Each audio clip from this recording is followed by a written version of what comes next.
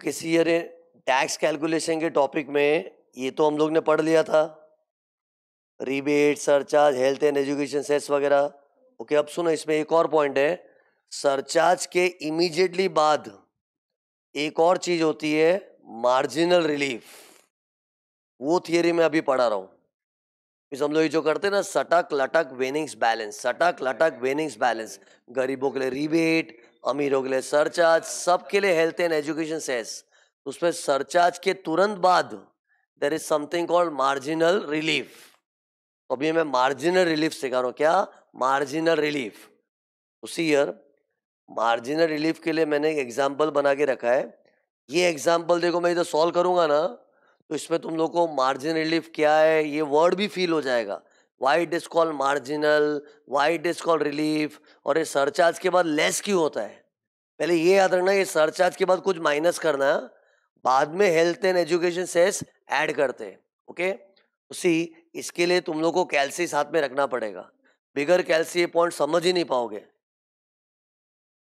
Okay, अभी तुम लोग ये वाला एग्जांपल पे ध्यान दो ना। सुनो, मैं जो बोलता हूँ करना। ये लेट्स अज्यूम कंपनी की इनकम 1,50,00,000 है। तो नाउ टेल मी, अगर कोई कंपनी की इनकम, इधर देखना, स्क्रीन पर देखना, किसी कंपनी की इनकम एग्जैक्ट 1 करोड़ है, तो उस पर टैक्स कितना आता है बताओ। I am talking about company. है कंपनी, मैं इंडिविजुअल एचयूएफ का नहीं बोल रहा हूँ, पार्टनरशिप फर्म नहीं, कंपनी। जबकि मार्जिन रिलीफ का concept is for all types of SSC. लेकिन अभी मेरे को मिक्सअप नहीं करना है। एक बार कंपनी अज्यूम करके मैं सिखाऊंगा, फिर बाद में इंडिविजुअल एचयूएफ हुआ तो क्या, वो सब वेरिएशन डिस्कस करेंगे। एक बार के लिए अज्यूम करो कोई कंपनी है, इंडियन कंपनी। ओके, तो ये 1 करोड़ की इनकम पे टैक्स कितना आएगा? 30%। तो 30% कितना हो गया? 30 लाख। और वो भी मैं अज्यूम कर रहा हूँ 400 करोड़ तक वाली कंपनी है। नहीं तो वो गए से गए साल का टर्नओवर 400 करोड़ के ऊपर है तो 25% होता है ना। सॉरी, ऊपर, sorry, up to less than equal to 400 crore होता है तो 25% होता है ना। बट आई एम अज्यूमिंग वो 400 करोड़ से ज्यादा टर्नओवर था, तो 30% टैक्स आएगा। लेकिन इसमें सरचार्ज आएगा क्या? एग्जैक्ट 1 करोड़ पे कंपनी को सरचार्ज नहीं आता है। कंपनी का सरचार्ज कब आता है? ग्रेटर देन 1 करोड़ हुआ तो उसमें 7%, फिर ग्रेटर देन 10 करोड़ हुआ तो 12%। लेकिन एग्जैक्ट 1 करोड़ तक तो सरचार्ज है ही नहीं, तो सिर्फ कंपनी को टैक्स भरना पड़ेगा। तो इसका 30% टैक्स कितना हो गया? 30 लाख। तो इधर मैंने लिखा भले है इंक्लूडिंग सरचार्ज, लिखा है ना टैक्स इंक्लूडिंग सरचार्ज, लेकिन एग्जैक्ट 1 करोड़ पे सरचार्ज नहीं है। ओके, अब सुनो, ये तो कंपनी की इनकम अगर 1 करोड़ हुई तो सी बेसिकली क्या करो, मैं थोड़ी देर तक तुम लोग से कैलकुलेशन करवाऊंगा, फिर मैं मेन पॉइंट पे आऊंगा कि देखो ये है मार्जिनल रिलीफ। ओके, थोड़ी देर तक तुम लोग जैसे बोल रहे हो ऐसे करते हो। ओके, तो सी कंपनी का इनकम एग्जैक्ट 1 करोड़ होता है तो सरचार्ज का टेंशन ही नहीं है, सिर्फ 30% टैक्स भरना है। लेकिन अगर कंपनी की इनकम, अब देखो, 1 करोड़ से थोड़ी भी ऊपर गई, कंपनी की इनकम 1 करोड़ से थोड़ी भी ऊपर गई, तब तो सरचार्ज आएगा। तो अब मेरे को बताओ, अगर कंपनी का इनकम 1,50,00,000 है तो उसमें टैक्स विद सरचार्ज कितना आएगा? कैलकुलेट करके रखो, तब तक मैं इधर लिखता हूं। जीरो वीरो बराबर लिखना। देखो कंपनी का इनकम कितना है, कैल्सी में जीरोस वगैरह सब गिन के लिखना बराबर।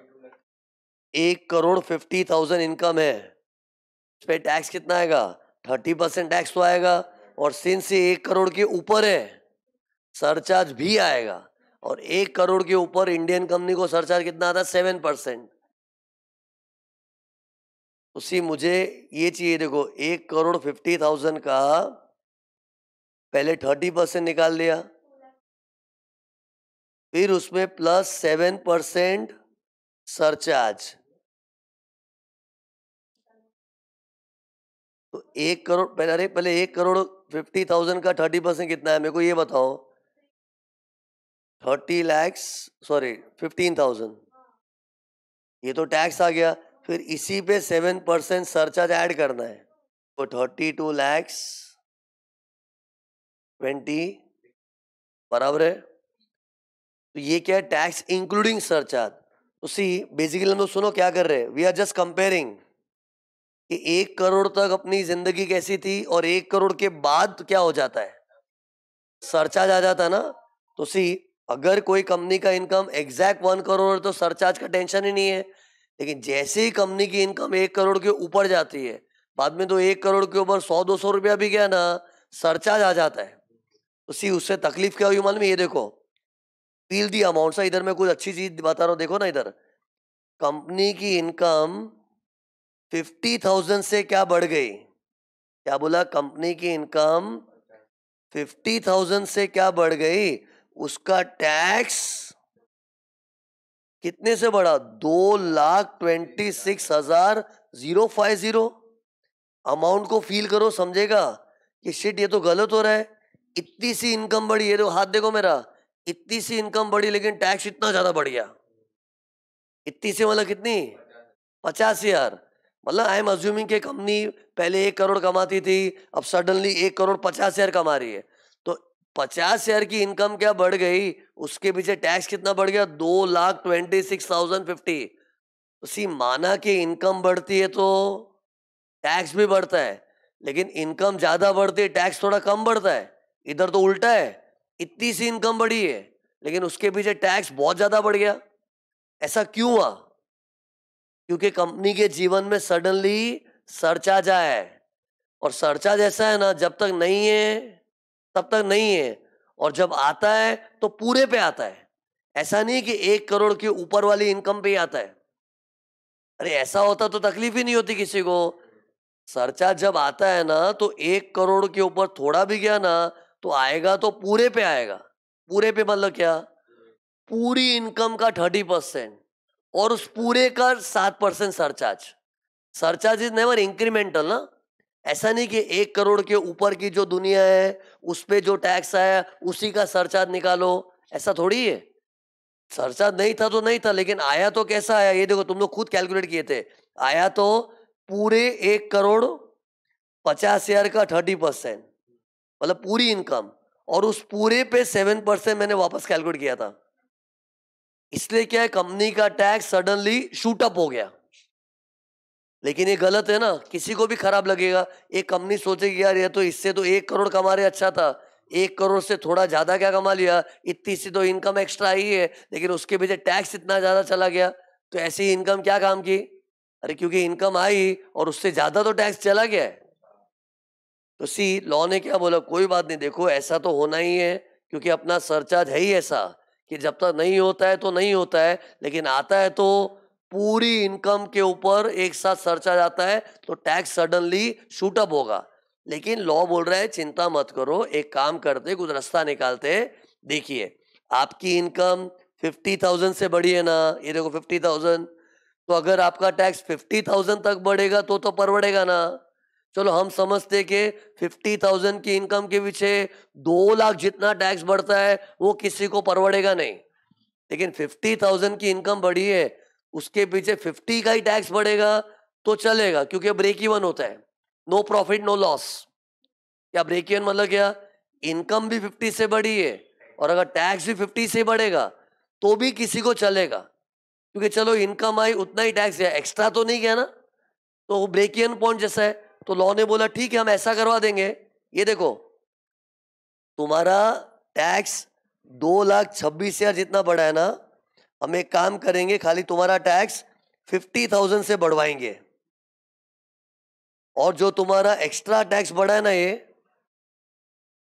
बैलेंस अमाउंट, बैलेंस कितना है? 2,26,050 माइनस ये बैलेंस कितना है? 1,76,050। इतना अमाउंट गवर्नमेंट क्या बोलेगी, चलो ये हम तुमको माफ कर देते हैं, इतना आप मत भरो बस। आपको यही तकलीफ हो रही थी ना कि 50,000 की इनकम के पीछे 2,26,050 का टैक्स बढ़ गया है, तो ठीक है, हमको भी पता है किसी को भी बुरा लगेगा, तो हम एक काम करेंगे, तेरी इनकम 50,000 से बढ़ी है ना, तो तेरा टैक्स भी 50,000 जितना ही बढ़वाएंगे। मतलब ये देखो, जितनी इनकम बढ़ी है उतना ही टैक्स बढ़वाएंगे। इसलिए जो भी एक्स्ट्रा अपना टैक्स आया था ना ये, अरे एक्चुअली तो 2,26,000 से टैक्स बढ़ा था ना, लेकिन 50 तो भर, उतना तो इनकम आया ना तेरे पास, उतना तो दे दे, ऊपर का मत दे, उतना माफ। अब कितने लोग तो इधर भी आर्ग्यू करते हैं, क्यों 50,000 की इनकम बढ़ी उतना भी क्यों देवे? सुना है इनकम टैक्स अपनी इनकम का एक अंश होता है। सुना है टैक्स हमारी इनकम का एक अंश होता है। तो इधर हमारी 50,000 की इनकम बढ़ी है, पूरा 50,000 भी क्यों देवे? हम क्या पूरी इनकम गवर्नमेंट को दे देंगे? सी, ये इंक्रीमेंटल फिगर देख के ऐसा लग रहा है अपने इन टोटल तो हमारी इनकम का एक परसेंटेज ही दिया है ना। फील कर, अपनी टोटल इनकम पता है क्या है? 1,50,00,000 कमाया किसने? और इन टोटल वो कितना बढ़ रहा है? 30 लाख था, 50,000 उसका बढ़वा दिया। चलो, अरे गवर्नमेंट बोली ना तेरा टैक्स असल में तो 32,26,000 आ रहा है, लेकिन वो जान दे कैंसल। तेरा टैक्स हम कितना करेंगे? 30 प्लस 50। अरे 30 लाख तो था ही तेरा, और इंक्रीमेंटल खाली 50,000 ही बढ़ना है। तो 30 लाख 50,000 को देखोगे तो टोटल इनकम का तो एक अंश ही हम दे रहे हैं ना। वो क्या इंक्रीमेंटल फिगर को देखते हैं ना, ऐसा लगता है यार 50,000 का एक्स्ट्रा इनकम आया, पूरा 50 चला गया, पूरी इनकम गवर्नमेंट को चली गई। लेकिन वो एक्स्ट्रा वाली ना, ओवरऑल तो हमने जितना कमाया है उसके मुकाबले तो एक सर्टन पोर्शन ही गवर्नमेंट को दिया है। और इतना भी गवर्नमेंट ने किया उसके लिए हैप्पी होना चाहिए। नहीं तो गवर्नमेंट तो खड़ूस होके बोल सकती थी, क्या करे तेरी लाइफ में सरचार्ज आया है तो ऐसा होगा ही, तेरी इनकम 50,000 से बढ़ी है तो तेरा टैक्स अगर 2 लाख से बढ़ा है तो बढ़ने दे, मतलब 2,26,000 या 50। बट फिर भी गवर्नमेंट ने एटलीस्ट इतना तो ख्याल रखा, चलो यार बेचारा कोई 50,000 का एक्स्ट्रा कमा के टैक्स 50,000 से भी ज्यादा भरे, मतलब ये तो जो एक्स्ट्रा इनकम है वो तो गया ही, और भी जेब से गया, उतना नहीं होने देंगे। लेकिन तेरा 50,000 जो एक्स्ट्रा बढ़ा है ना, उतना तो तुझे बढ़ना ही पड़ेगा। और जो एक्स्ट्रा अमाउंट है वो तुम्हारा माफ हो गया। और ये जो माफ हुआ है ना, सुनो, इसी को बोलते हैं मार्जिनल रिलीफ। लेकिन सी, ये एक्सप्लेनेशन इतने में खत्म नहीं होता है। जब तक इसका एक और एग्जाम्पल नहीं सॉल्व होता ना, तब तक अपने को अंदर से फीलिंग नहीं आती है। ये खाली एक एग्जाम्पल लेता हो ना तो बच्चों के माइंड में ऐसा, हाँ ठीक है बराबर बराबर है। लेकिन वो फुल सेटिस्फेक्शन कब मिलता है? जब एक और एग्जाम्पल होता है, तब जाके लगता है ओ ये फंडा है क्या। लेकिन एक बार पेशेंस रखो ना, एक बार तुम लोग इसको सेटल करो। क्या था बताओ, कि ये केस में क्या होता है, इसको खत्म करो फिर आगे नया केस आएगा कि एक कंपनी ने 1,50,00,000 कमा लिया, मीन्स अचानक नई नई कंपनी अमीर बनी है। 1 करोड़ के बाद बोलते ना अमीर एसएससी है, तो 1 करोड़ के बाद थोड़ा बहुत 50,000 इनकम बढ़ा है, तो इस कंपनी को बुरा क्या लग रहा है, यार इससे तो हम 1 करोड़ में खुश थे। 1 करोड़ पे 30 लाख टैक्स आता था, लेकिन 1 करोड़ से 1,50,00,000 क्या हो गया, इनकम तो सिर्फ 50,000 से बढ़ी, लेकिन टैक्स 2,26,050 से बढ़ गया। तो ये तो तकलीफ है। तो ऐसी तकलीफ के लिए गवर्नमेंट ने रास्ता क्या निकाला है कि चलो तुम्हारी इनकम 50,000 से बढ़ी है ना, तो टैक्स भी उतना ही बढ़वाएंगे, और जो भी एक्स्ट्रा बढ़ रहा था ना उतना माफ कर देंगे in the form of marginal relief. Okay, अब सुनो, पेशेंस रखना, मेरे को ये एक एग्जाम्पल वापस सॉल्व करवाना पड़ेगा। लेकिन वेट, पहले मेरे को है ना इसका एक फॉर्मूला बना के दो ना, कि मेरा टारगेट क्या है मालूम है, सिखाते सिखाते एक फॉर्मूला भी डेवलप कर दूं। ये कैसे आया था अपना 176? Basically I want marginal relief का एक फॉर्मूला बन जाना चाहिए। Marginal relief is equal to, ये कैसे निकाला था 176 बताओ? 1,76,000 कैसे आया था? हमने ये माइनस ये किया था ना, तो बस इन दोनों को नाम दे दो, ये माइनस ये। लेकिन एग्जाम में ऐसे तो नहीं लिख सकते ये माइनस ये। तो बताओ ये क्या है और ये क्या है? इसको बोलेंगे एक्स्ट्रा टैक्स या फिर additional tax, incremental tax. Extra किसके मुकाबले? 1 करोड़ को बेस लग के अपना एक्स्ट्रा कितना टैक्स आ रहा है। सी, ये 1 करोड़ मैंने ऐसे ही बेस लिया है, एक्चुअल क्वेश्चन में ना अपना इनकम इतना होगा। बोलो मत, मेरे एग्जाम्पल में 1 करोड़ तो मैंने ऐसे ही बेस लिया है टू कंपेयर एंड सी कि 1 करोड़ के ऊपर इनकम जाती तो क्या हाल होते हैं। एक्चुअल सम में अमाउंट क्या दिया होगा, ये वाला, ये मत भूलो। तो टेल मी,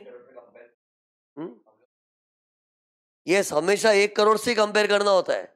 और 1 करोड़ को क्यों लेके बैठा हूं, क्योंकि 1 करोड़ एक ऐसा लेवल है जिसके बाद सरचार्ज स्टार्ट होता है कंपनियों का। मैंने पहले ही बोला, मैं कंपनी बता के सिखा रहा हूं। एक बार मन में आएगा इंडिविजुअल हुआ तो क्या, ये हुआ तो सब बताऊंगा ना, एक साथ सब मिक्स कर देंगे, खिचड़ी हो जाएगा। एक बार कंपनी अज्यूम करके करूंगा तो कंपनी का तो 1 करोड़ के बाद आता है ना, तो 1 करोड़ तो मैंने ऐसे बेच ही लिया था। क्वेश्चन में जो अमाउंट था ना वो क्या है, क्वेश्चन वाला अमाउंट क्या होगा, सम सॉल्व करते तो उसमें क्वेश्चन में अमाउंट क्या आई है अपनी, 1 करोड़ 50 हजार। तो 1 करोड़ को बेस लेके जो एक्स्ट्रा टैक्स आ रहा है ना, ये इसको क्या नाम दे रहा हूं मैं, एक्स्ट्रा टैक्स। और ये क्या था, एक्स्ट्रा इनकम।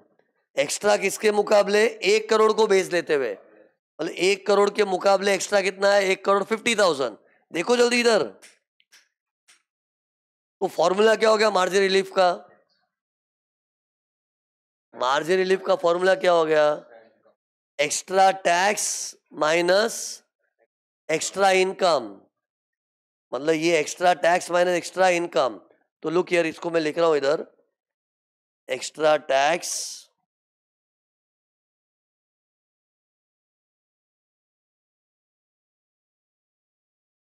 फॉर्मूला क्या हो गया, extra tax minus extra income. तो सी अपना एक्स्ट्रा टैक्स का अमाउंट क्या है, सब्स्टिट्यूट करो इधर। एक्स्ट्रा टैक्स था 2,26,050 और एक्स्ट्रा इनकम क्या थी 50,000। तो ये डिफरेंस अपने को निकालना, तो डिफरेंस कितना है 1,76,050। तो this is called marginal relief, okay. लेकिन वेट, ये एक्सप्लेनेशन इनकम्प्लीट है। अभी तक तुम लोग को मार्जिनल वर्ड क्या है, रिलीफ वर्ड क्या है, वो सब की फीलिंग आई नहीं है। और वो एक एग्जाम्पल से आ भी नहीं सकता है। एक और एग्जाम्पल ट्राई करते, जैसा मैंने ये किया ना, सेम चीज अपने इधर वापस करते विद डिफरेंट अमाउंट, तब जाके समझेगा। ओके, तो सी इधर देखो, मेरे को ये फॉर्मेट लिख दो ना। इधर अपना फॉर्मेट क्या लिखा था, ये देखो, ये देखो, मैं कॉपी पेस्ट कर रहा हूँ, ये कॉपी इधर पेस्ट किया। ओके, अब ये ट्राई करो। पहले ना 1 करोड़ की इनकम को बेस ले लो। 1 करोड़ को बेस लेना ही पड़ता मार्जिन रिलीफ के लिए। तो 1 करोड़ की इनकम पे टैक्स कितना आता है, तो ये देखो, ये भी तो कॉपी पेस्ट कर सकते, देखो ये दिख रहा है, ये पूरा कॉपी कर रहा हूँ ये। तो अगर कंपनी की इनकम एग्जैक्ट 1 करोड़ है तो सरचार्ज का मचमच नहीं है, सिर्फ टैक्स आएगा 30%। ओके, नाउ इमेजिन अगर कंपनी की इनकम, अब देखो क्वेश्चन में अमाउंट कितना है, ये देखो 1 करोड़ 20 लाख है। तो टेल मी, अगर कंपनी की इनकम 1 करोड़ 20 लाख होती है, 1 करोड़ 20 लाख, तो उसका टैक्स कितना आएगा, कैलकुलेट करके रखो। हाँ,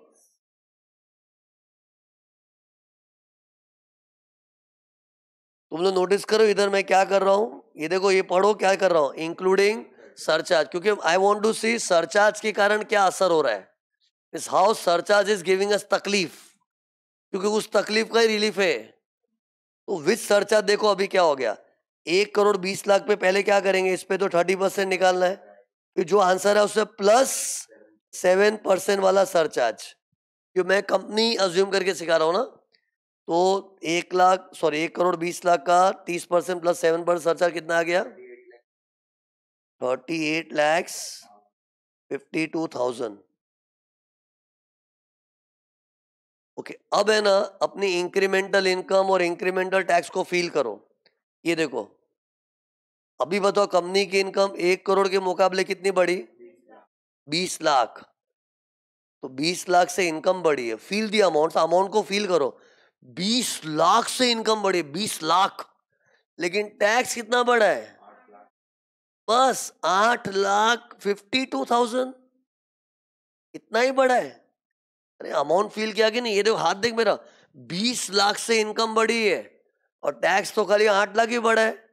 तो ये सिचुएशन चलेगा, क्योंकि सी एक इंसान क्या सोचेगा, भाई इनकम बढ़ी है तो उसके पीछे टैक्स भी तो बढ़ेगा, और इनकम तो 20 लाख से बढ़ी है, वाओ, और टैक्स खाली 8,52,000 से बढ़ा है।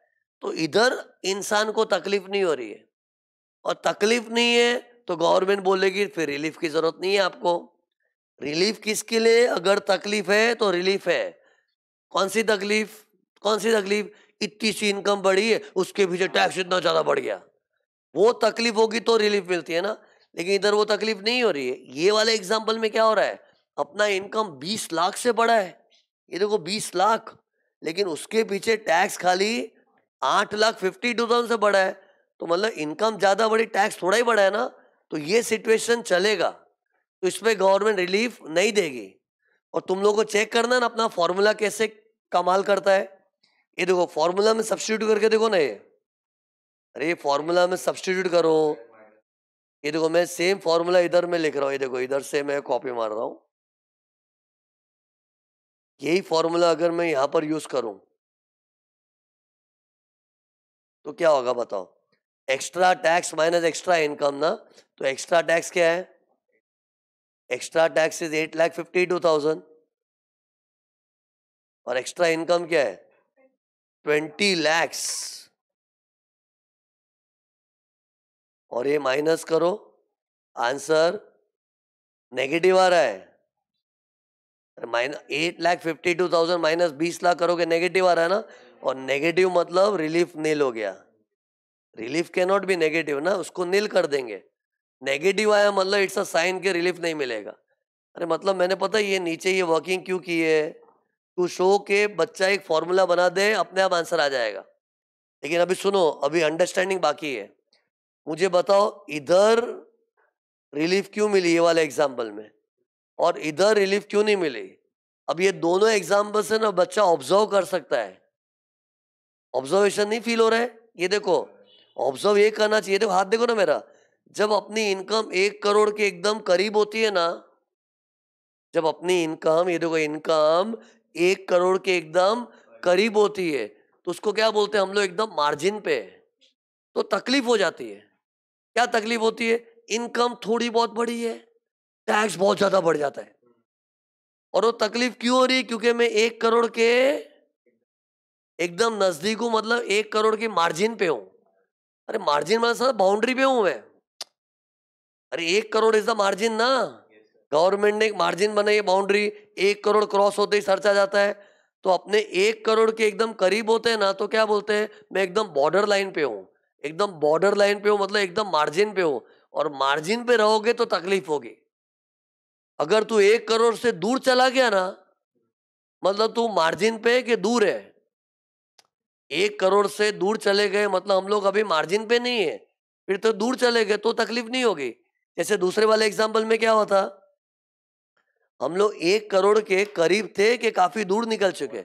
वो 1 करोड़ से 20 लाख एक्स्ट्रा आ गया, मतलब मेरा 20% इनकम बढ़ गया है। कहाँ 1 करोड़, उसके बाद सीधा 20 लैक्स। तो ये फील करो, मतलब जब 1 करोड़ से हम लोग काफी दूर चले जाते हैं ना, तो तकलीफ नहीं होती है। तो तकलीफ ही कब होती है? When you are on the margin. तो सिंस मार्जिन पे रहने की तकलीफ है, इसका नाम गवर्नमेंट ने क्या रखा? Marginal relief. Means whenever your income increases marginally. See marginally का मतलब ये भी होता है नॉमिनली, थोड़ा बहुत, एकदम बाउंड्री पे ही है, ज्यादा बड़ा नहीं है, तब तकलीफ होता है। इसलिए इसका नाम क्या गिरा? Margin relief. Basically what I want you know, तुमको फील होना चाहिए ये नाम कैसे गिरा, ये चीज क्यों हुई। क्योंकि सरचार्ज ऐसा है ना कि जब तक नहीं होता है तब तक नहीं होता है, और जब आता है तो पूरी इनकम की बैंड बजा के आता है।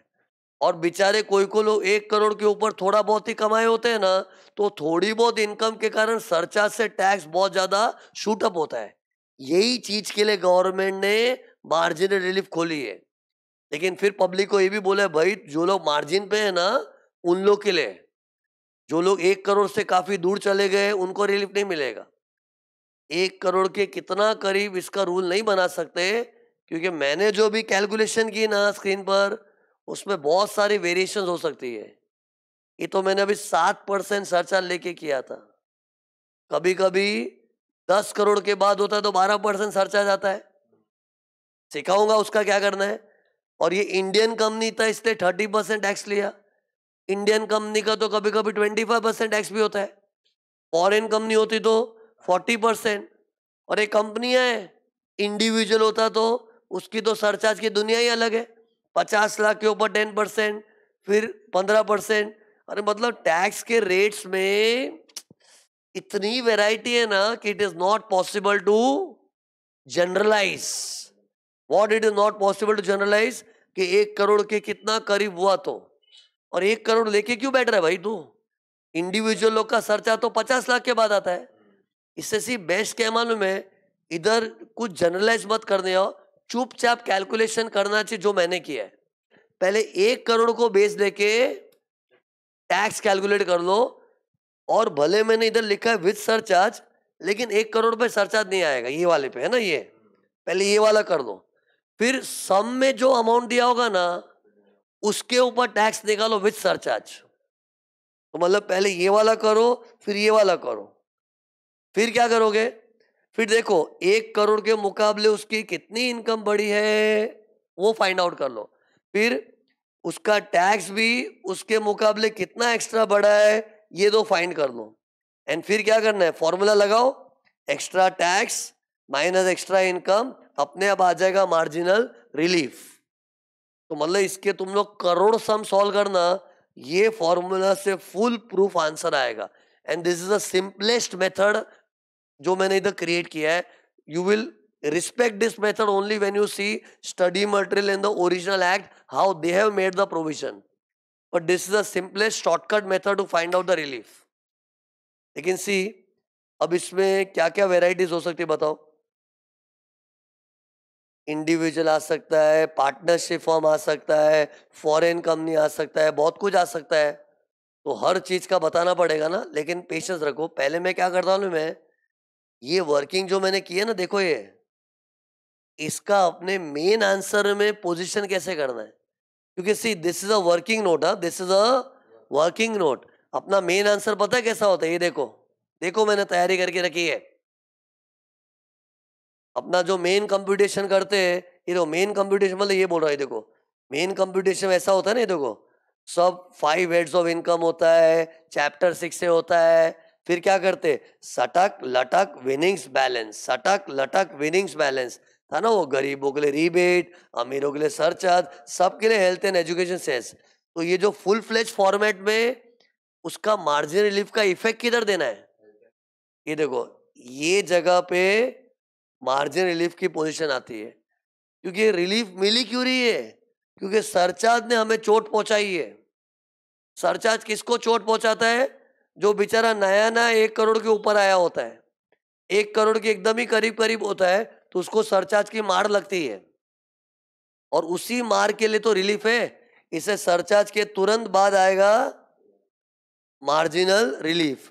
कैसे लिखेंगे, लेस मार्जिनल रिलीफ। और ये अपने को वर्किंग नोट में कंप्यूट करना पड़ेगा। और वो वर्किंग नोट ही तो मैंने इधर बनाई थी, ये देखो ये वर्किंग नोट है। तो टेल मी इधर सम बताओ कैसे सॉल्व करेंगे। ये देखो एक बार चेक कर लो ना कैसे किया है मैंने। अरे ये वाला मैंने सॉल्व किया, इधर देखो ये 1,50,00,000 था ना इनकम, तो 1,50,00,000 देखो इधर, नहीं देख रहे लोग, देखो इधर 1,50,00,000 की इनकम है ना। फिर उस पर टैक्स कितना आएगा, ये टैक्स निकाला है। फिर उसके ऊपर सरचार्ज, रिबेट तो नहीं आएगा इधर, रिबेट तो रेसिडेंट इंडिविजुअल लोग के लिए, कंपनी का अज्यूम करके सॉल्व कर रहा हूं। फिर इसके बाद ये मार्जिन रिलीफ के लिए नोट बनाना पड़ता है वर्किंग, और यही वर्किंग देखो मैंने किधर की, ये रही वर्किंग, ये वर्किंग थी ना, ये वर्किंग से आंसर आएगा। और ये वर्किंग का आंसर अपने को इधर बिठाना है। एंड फिर जो आंसर आएगा ना उसमें add health and education cess होगा। हाँ, अब हेल्थ एंड एजुकेशन सेस से अपना टैक्स बढ़ रहा है ना, तो उसके लिए कोई क्रिप नहीं कर सकता है। क्यों, हेल्थ एंड एजुकेशन सेस तो हमेशा ही आता है। 1 करोड़ के कम होता है तो भी आता है, 1 करोड़ से ज्यादा होता है तो भी आता है। उसके लिए कोई क्रिप नहीं करता, उसके लिए कोई रिलीफ भी नहीं है। सरचार्ज के लिए गवर्नमेंट ने क्यों दया की, क्योंकि सरचार्ज ऐसा है ना, जब तक नहीं होता है तब तक नहीं होता है, लेकिन अचानक जब आता है ना तो टैक्स शूटअप हो जाता है। और तकलीफ किसको होती है, जो 1 करोड़ के एकदम करीब मार्जिन पे। अरे फंडा समझे, इसलिए इसको क्या बोलते हैं, मार्जिनल रिलीफ। ओके, अब है ना, तुम लोग एक अलग एग्जांपल दे रहा हूं, ट्राई करो। अगर ऐसा होता तो ये देखो, एक सेकेंड ना, ये ट्राई करना। एक कंपनी है, उसकी इनकम है 10,76,000। ये एक से मैं जो एग्जांपल ले लेके सिखा रहा हूँ, ये है क्या बताओ, ये क्या फिगर है? This is our net taxable income. और ये क्वेश्चन में दिया है, सोचो क्वेश्चन है। हाँ, अब इसको सॉल्व कैसे करेंगे बताओ, आंसर।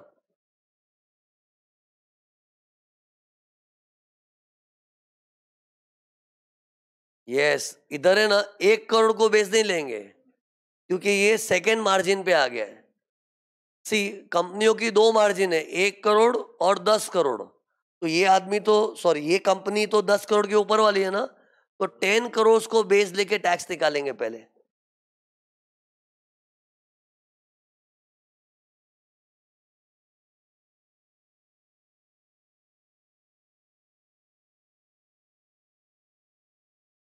ये देखो, ये देखो कैसे करना, लुक यार, इधर देखो अभी। सी, मैंने क्या अपना वर्किंग नोट का फॉर्मेट पहले छाप लो दिमाग में। पहले अपने को इधर एक बेस लिखना पड़ता है, बेस, और इधर एक्चुअल, ये दिमाग में फिट करो। और बेस इधर मैंने 10 करोड़ क्यों लिया है? क्योंकि ये कंपनी की इनकम 10 करोड़ से ऊपर बढ़ी है ना, तो बेस शुड बी 10 करोड़। तो पहले 10 करोड़ पे निकालो टैक्स, फिर एक्चुअल पे। तो टेल मी, 10 करोड़ पे टैक्स कितना आता है? मैं 30% अज्यूम कर रहा हूँ, हाँ?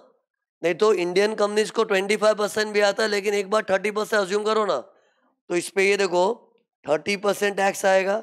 Look, 30% tax plus 7% surcharge. See, जब मैंने 1 करोड़ को बेच देके सिखाया था ना, 1 करोड़ पे तो सरचार्ज ही नहीं था। लेकिन अभी हम लोग सेकेंड मार्जिन पे है ना, और सेकेंड मार्जिन पे क्या है, सरचार्ज था, थोड़ा बड़ा हो गया बाद में, तो इधर सरचार्ज भी आएगा ना। तो ये देखो, इसका 30% निकाल के फिर 7% ऐड करोगे, तो आंसर कितना आ गया? कितना आया? 3 करोड़ 21 लाख। एक्चुअली तो टैक्स 3 करोड़ आ रहा था, लेकिन उस पर 60% सरचार्ज लेना पड़ेगा ना, तो 3 करोड़ 21 लाख। अब अगर कंपनी की इनकम 10 करोड़ के ऊपर जाती है, अब सरचार्ज आएगा 12% वाला। 10 करोड़ के ऊपर कितना है? 12% ना। तो इधर मैं क्या लिखूंगा? 30% टैक्स प्लस 12% वाला सरचार्ज, एंड 12% के हिसाब से इस पे कितना आ रहा है? पहले 30% निकाला, फिर उस पर 12% सरचार्ज ऐड करेंगे, तो that comes to 3 crore 36 lakh. कितना आया? 3 करोड़ 36 लाख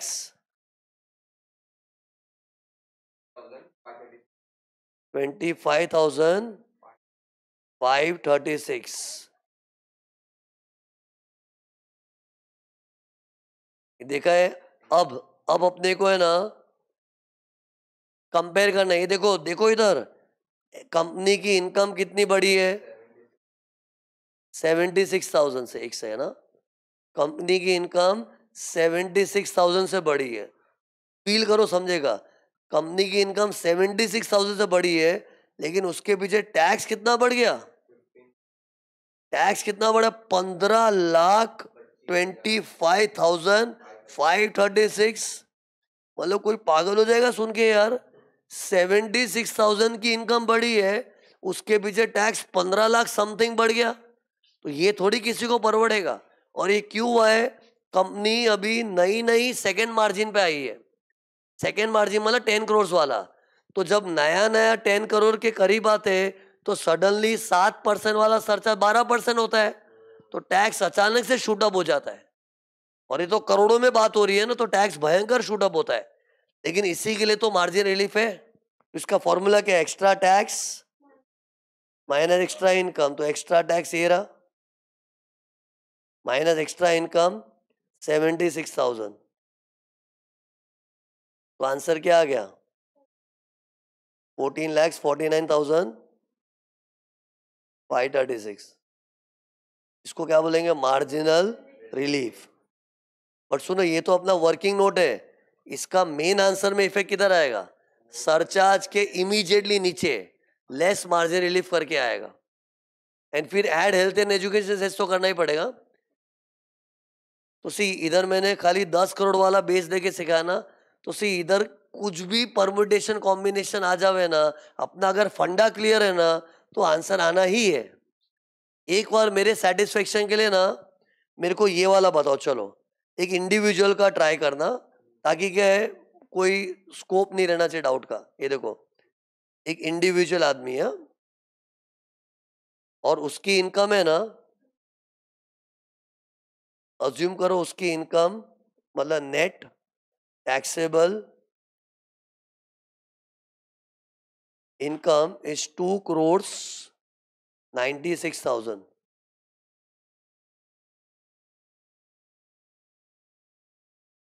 क्योंकि एक ये एग्जाम्पल हो गया ना, तो क्या अपना कॉन्फिडेंस आ जाएगा, अभी जो देना दे मेरे को आएगा। सी, इसमें भले हम लोग एग्जैक्ट कैलकुलेट नहीं करेंगे, मेरे को खाली ओरली बता दो। देखो देखो फटाफट हो जाएगा। ओरली क्या करना है, पहले अपना मेरे को फॉर्मेट बताओ। मेरे को आंसर से ज्यादा है ना सिस्टम में इंटरेस्ट है, क्योंकि सम हजारों होते हैं, सिस्टम एक होता है। तो अपना सिस्टम क्या है, इधर देखो, इधर पहले लिख देने का इनकम और नीचे टैक्स। अरे ये वर्किंग नोट बाहर करो, ये टैक्स इंक्लूडिंग सरचार्ज, ये भी नोट करना। और इधर पहले एक बेस कॉलम फिर एक्चुअल कॉलम। मैंने ऐसा बोला, तो पहले एक बेस कॉलम बनेगा फिर एक्चुअल कॉलम। ओके, बेस किसको लेना चाहिए डिपेंड्स अपॉन अपना इनकम क्या है। और ये मैं इंडिविजुअल आदमी का बोल रहा हूँ। और इंडिविजुअल के लिए पता है क्या क्या मार्जिन से, ये देखो बता रहा हूँ, तुम लोग भूल गए होंगे ना। ये देखो, इंडिविजुअल का एक मार्जिन, दूसरा मार्जिन, 3 मार्जिन, 4 मार्जिन है। तो अपना आंसर कौन से मार्जिन के बाजू में है? 2 करोड़ वाला।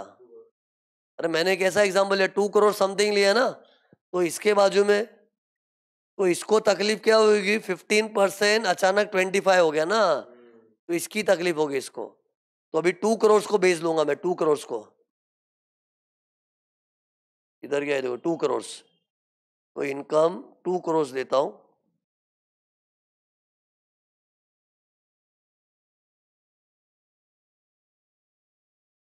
एंड फिर ये देखो, इस पे टैक्स निकालना होता है।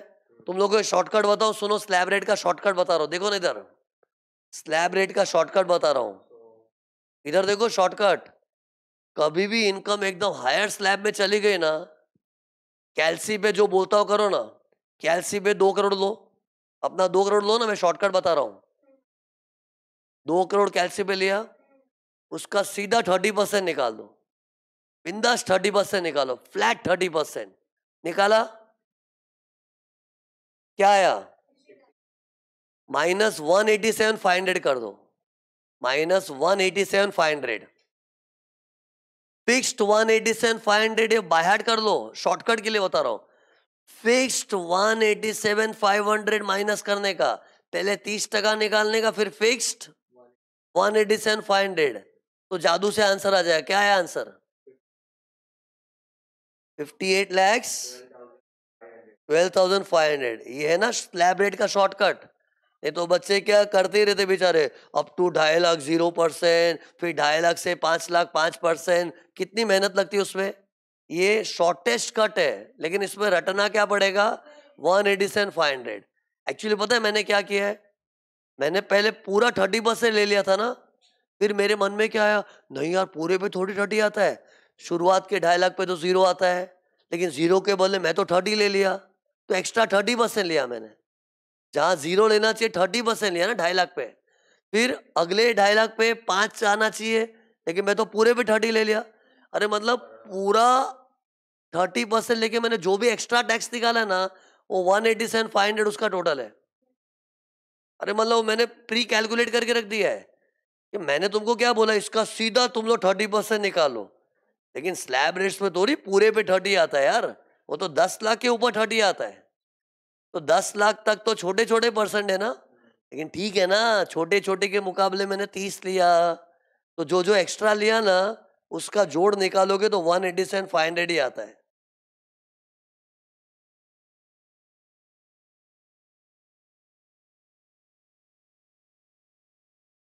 बराबर, मतलब ये कोई जादू नहीं है, मतलब ये सब मैंने प्री कैलकुलेट करके रख दिया है।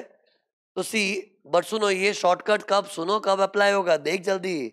वो 30% वाले स्लैब में रहेगा ना, तो फिक्स्ड 187,500 माइनस करना है। लेकिन अगर कोई आदमी 20% स्लैब में हुआ ना, 20% स्लैब मतलब कौन सा, 5 लाख से 10 लाख के बीच होता है ना, तो 20% स्लैब वाला है, तो उसके लिए क्या रूल है, डायरेक्ट 20% निकालो और minus 87,500, instead of 187,500 it is 87,500। ये शॉर्टकट है, ये कैसे डिराइव किया है, उसके पीछे क्यों जाना है तुमको। मैंने किया क्या, अप टू 2.5 लाख, फिर 2.5 लाख से 5 lakhs,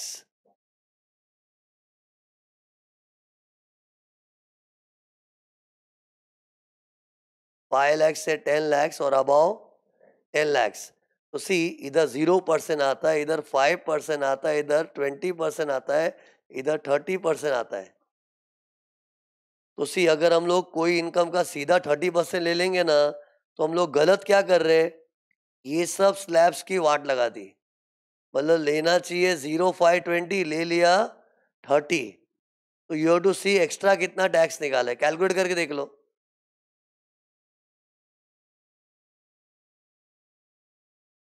आएगा, ये देखो, ये देखो,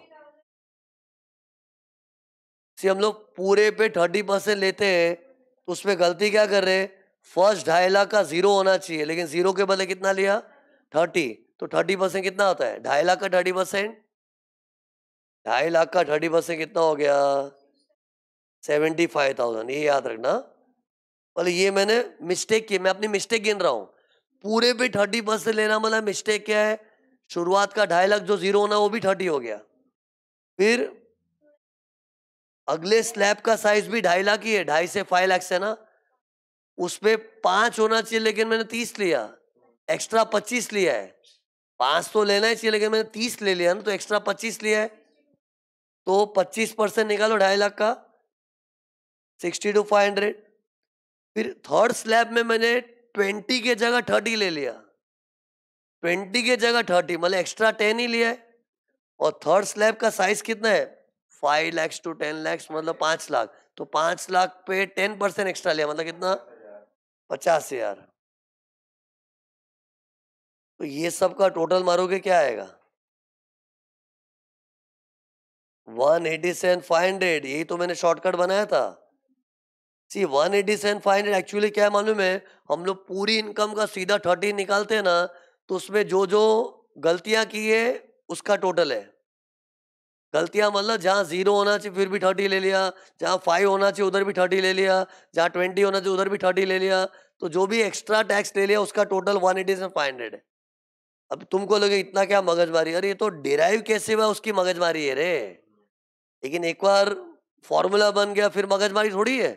कई बार एग्जाम में एमसीक्यू में काम आता है, अरे इंडिविजुअल का ऐसे फुल प्लेस सम थोड़ा कम आता है, एमसीक्यू में तो कोई भी इंडिविजुअल आदमी डाल देंगे, और ये मार्जिन रिलीफ जैसी चीज तो एमसीक्यू में डाल ही देते।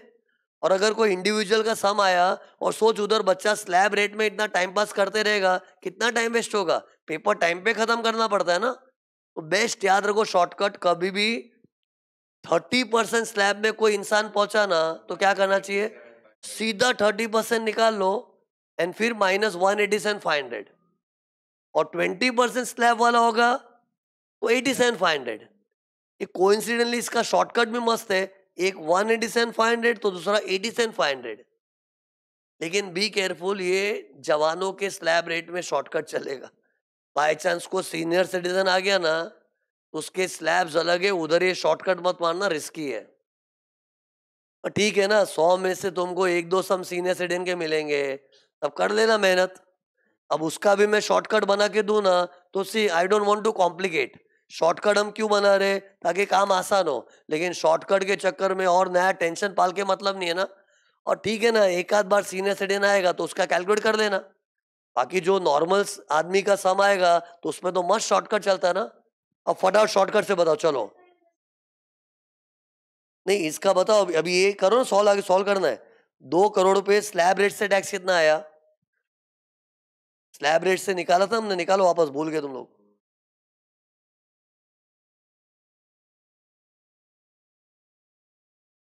कैसे किया हमने? सीधा इसका 30% निकाल के -187,500 किया था। वो तो टैक्स आया, प्लस सरचार्ज कितना आएगा? ये देखो, ये 2 करोड़ है ना। देखो तुम लोग भूल चुके हो, 2 करोड़ के लेवल पे सरचार्ज क्या आता है, देखो दिखाता हूँ। 2 करोड़ के लेवल पे सरचार्ज कितना है ये देखो। 2 करोड़ तक। अरे 2 करोड़ के पहले सरचार्ज 15 है ना। 15% वाला सरचार्ज आएगा। सरचार्ज थोड़ी स्लैब वाइज होता है।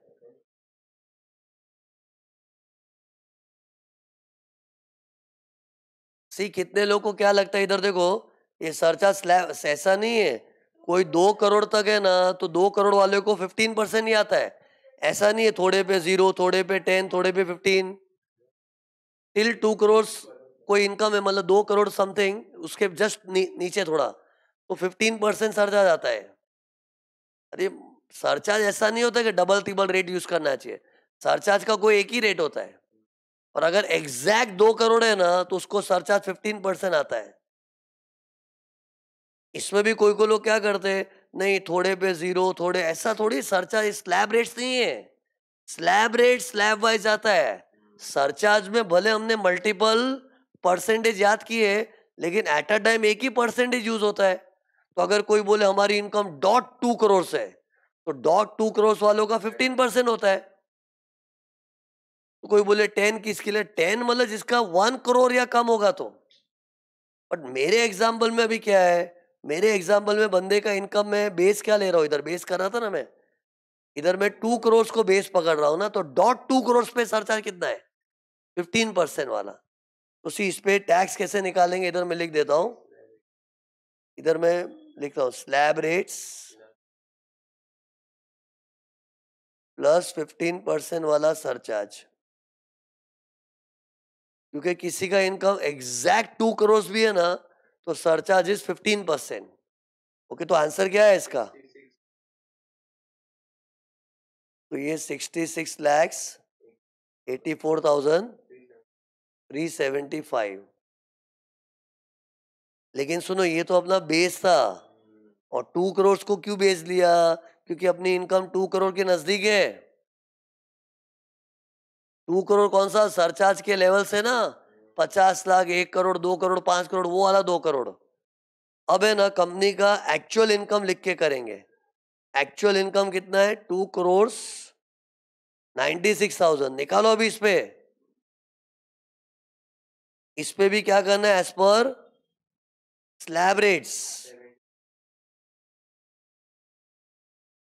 प्लस इधर सरचार्ज क्या आएगा अभी? 2 करोड़ के ऊपर गया तो 25% सरचार्ज आता है। ये तुम लोग ये समझे मैं 15 और 25 कैसे लिया? 15, 25 लेते टाइम मेरे माइंड में ये घूम रहा था, देखो। 15, 25 लेते टाइम मेरे माइंड में ये चार्ट घूम रहा था, ये वाला।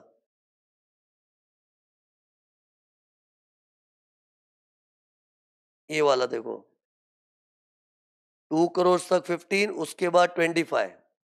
क्योंकि मैंने क्वेश्चन नहीं कैसा लिया, 2 crore something is the income. तो क्या आया इसका? शॉर्टकट से निकालो, शॉर्टकट दिया है मैंने। पहले इसका सीधा 30% निकाल लो, जो भी आया -187,500। लेकिन ये स्लैब रेट वाला टैक्स आया, प्लस उसका 25% सरचार्ज। तो 25% सरचार्ज कितना आ गया?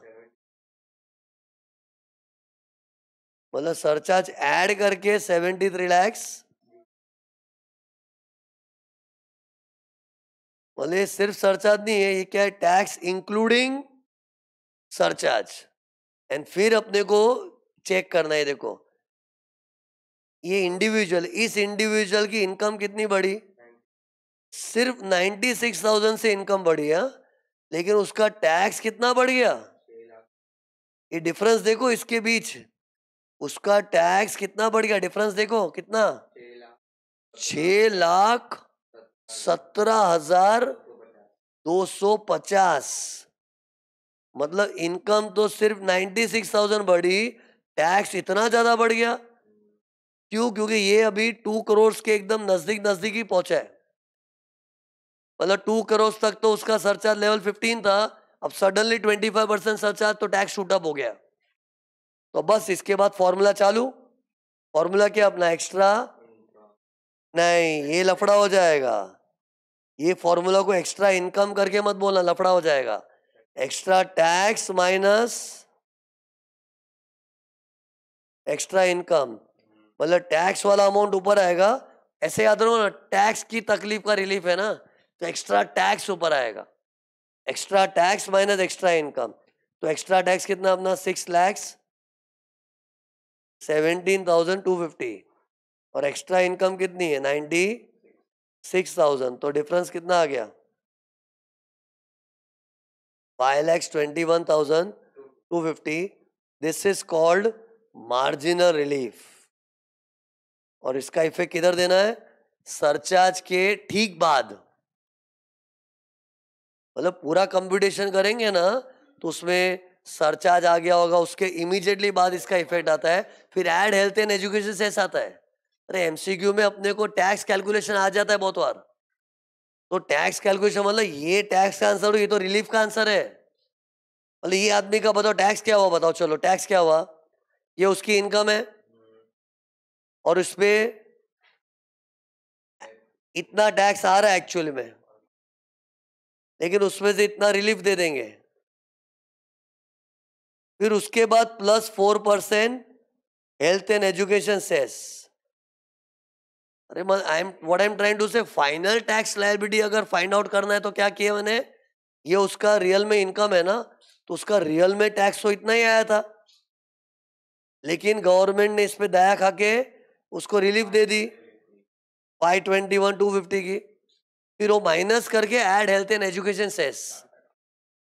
तो सी इंडिविजुअल का भी मैंने क्यों सिखा दिया में, क्योंकि मेरे माइंड में क्या है, एमसीक्यू वगैरह में किधर काम आ गया। तो हाँ, जो मेन सम होता है ना बड़ा वाला, वो तो कंपनी का होता है, लेकिन इंडिविजुअल का भी कभी एमसीक्यू में काम आ सकता है ना। अरे इन शॉर्ट रूल क्या बना बताओ? पहले बेस लिखो, लेकिन बेस लिखते टाइम भी बुद्धि लड़ाने का। ओके बताओ, अगर किसी का इनकम ऐसा हुआ तो 50,07,000 इंडिविजुअल का इनकम।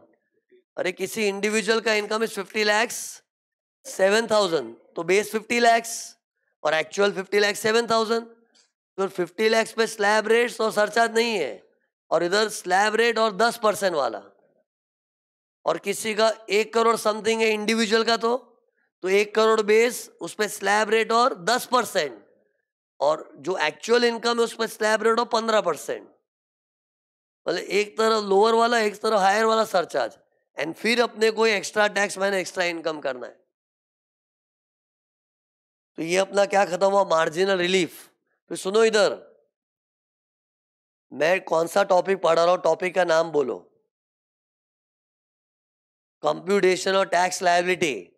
टॉपिक का नाम क्या है? कंप्यूटेशन और टैक्स लायबिलिटी। उसमें याद करो मैंने कैसे पढ़ाया। पहले तुमको मैंने ये अलग अलग इनकम का टैक्स रेट पढ़ा दिया। अरे थियरी को समेटो नहीं तो खो जाओगे। फिर मैंने रिबेट का रूल बताया, सरचार्ज का रूल बता के, वो एक सरचार्ज का लंबा चौड़ा पॉइंट था ना वो, कि वो 4 लोग के लिए 25%, 37% सरचार्ज नहीं आता। फिर उसके बाद मैंने अभी मार्जिनल रिलीफ की थियरी पढ़ाई। अब है ना 2 और पॉइंट पढ़ाने बाकी है। सी बेसिकली मेरा आइडिया क्या मालूम है, टैक्स कैलकुलेशन से रिलेटेड सब नॉलेज बता दो, क्योंकि बहुत ज्यादा इंपॉर्टेंट थियरी है। और ये जो मैं एक चैप्टर की तरह पढ़ा रहा हूं ना, ये तुमको चैप्टर की तरह कहीं पर भी नहीं मिलेगा, स्टडी मटेरियल में भी नहीं।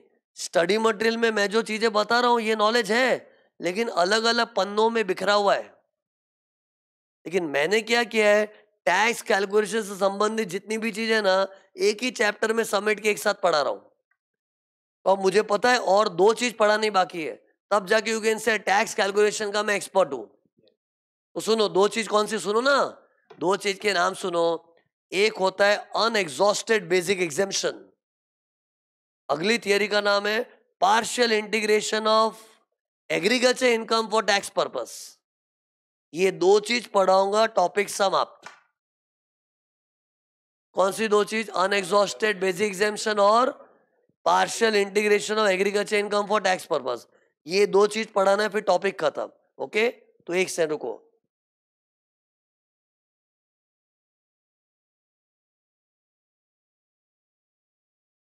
उसी टैक्स कैलकुलेशन के चैप्टर में मैंने बोला 2 चीज और बची है, एक तो अनएग्जॉस्टेड बेसिक एग्जेम्पशन और एक partial integration of agriculture income.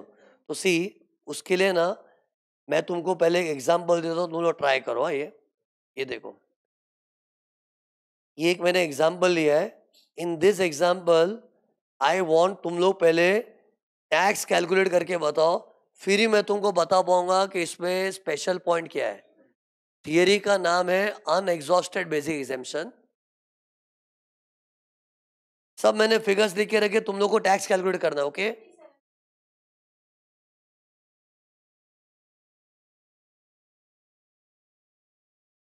तो सी, इधर मैंने अमाउंट नहीं लिखा है, जो भी होगा, लेकिन मैंने देखो फाइनल ब्रेकअप दिया, सटक लटक लटक विनिंग्स बैलेंस। तो सी, टैक्स कैलकुलेट करते हैं ना, ये देखो, पहले सटक जी अंडर सेक्शन 111A में टैक्स कितना आता है? 15%। तो 3,80,000 का 15% कितना हो गया? 57,000। तो ये 57,000 आ गया इधर, 15% टैक्स इधर लिख देता हूँ, 15%। फिर इस पे तो नील। अरे लटक जी अंडर सेक्शन 112A पे टैक्स कितना आता है? 10%, बट है ही नहीं ना। फिर सादा लटक जी पे 20% टैक्स आता है। तो 1,00,000 था, उस पे 20% टैक्स कितना हो गया? 20,000। तो ये 20,000। और विनिंग्स का टैक्स रेट क्या है? 30%, मतलब 30,000, है ना। एंड फिर ये बैलेंस एनटीआई समझता ना क्या है? This is what you know, ये जो अपना फाइनल एनटीआई होता है ना, उसमें ये सब माइनस करके बैलेंस फिगर है 1,20,000। नाउ लेट्स अज्यूम ये कोई इंडिविजुअल असेसी है, तो इंडिविजुअल को टैक्स कैसे आता है? As per slab rates. तो स्लैब रेट्स में 2.5 लाख तक तो 0% ही है, और ये इनकम कितनी? 1,20,000। तो 1,20,000 मतलब 2.5 लाख से कम है, तो tax will be zero. Tax will be zero, and tax will be zero, exam में marks will also be zero. ये जो मैंने किया ना पूरा रॉन्ग है। क्यों रॉन्ग है बताऊंगा, लेकिन पहले एक बार वापस देखो। यूजुअली एक स्टूडेंट क्या करेगा? स्टूडेंट क्या सोचेगा? हाँ ठीक है, सटक जी अंडर 111A का 15% निकाल दिया, और ये लॉन्ग टर्म का 20 निकाल दिया, विनिंग्स का 30 निकाल दिया, और ये बैलेंस एनटीआई तो 2.5 लाख से कम है, तो उस पर तो जीरो टैक्स है, जीरो कर दिया। अरे आई एम अज्यूमिंग इंडिविजुअल आदमी है। तो ऐसे करके बच्चे सॉल्व करके आते हैं, लेकिन पता ही था लफड़ा क्या? तो सुनो, सुनो, एक रूल है, बहुत इंपॉर्टेंट रूल है, सुनो। कभी भी अपना बैलेंस एनटीआई बेसिक एग्जेम्पशन से कम होता है। बेसिक एग्जेम्पशन मतलब क्या? ये देखो 2.5 लाख, तो 2.5 लाख से कम है ना ये? कितना कम है बताओ? 2.5 लाख में से 1,20,000 तो था, बैलेंस कितना बचा है? 2.5 लाख माइनस 1,20,000 कितना है? 1,30,000। इसको क्या बोलते हैं? मैं इतना बेसिक एग्जेम्पशन मैं यूज नहीं कर पाया, क्योंकि मेरी इनकम ही 1,20,000 थी ना। चाहता तो मैं 2.5 लाख तक मेरी इनकम माफ करवा सकता था, लेकिन क्या करूं, मेरी इनकम ही 1,20,000 थी, तो 1,20,000 तो माफ करवा लिया, लेकिन मेरे पास और 1,30,000 माफ करवाने का स्कोप था। तो लॉ ने क्या बोला? एक काम करो, तुम ये 1,30,000 जल्दी देखो, देखो ना, इसको तुम इधर एडजस्ट कर सकते हो, इधर एडजस्ट कर सकते हो, इधर एडजस्ट कर सकते हो, विनिंग्स में नहीं एडजस्ट कर सकते हो। मतलब ये 1,30,000 का और एग्जेम्पशन बचा है ना, ले ले चल।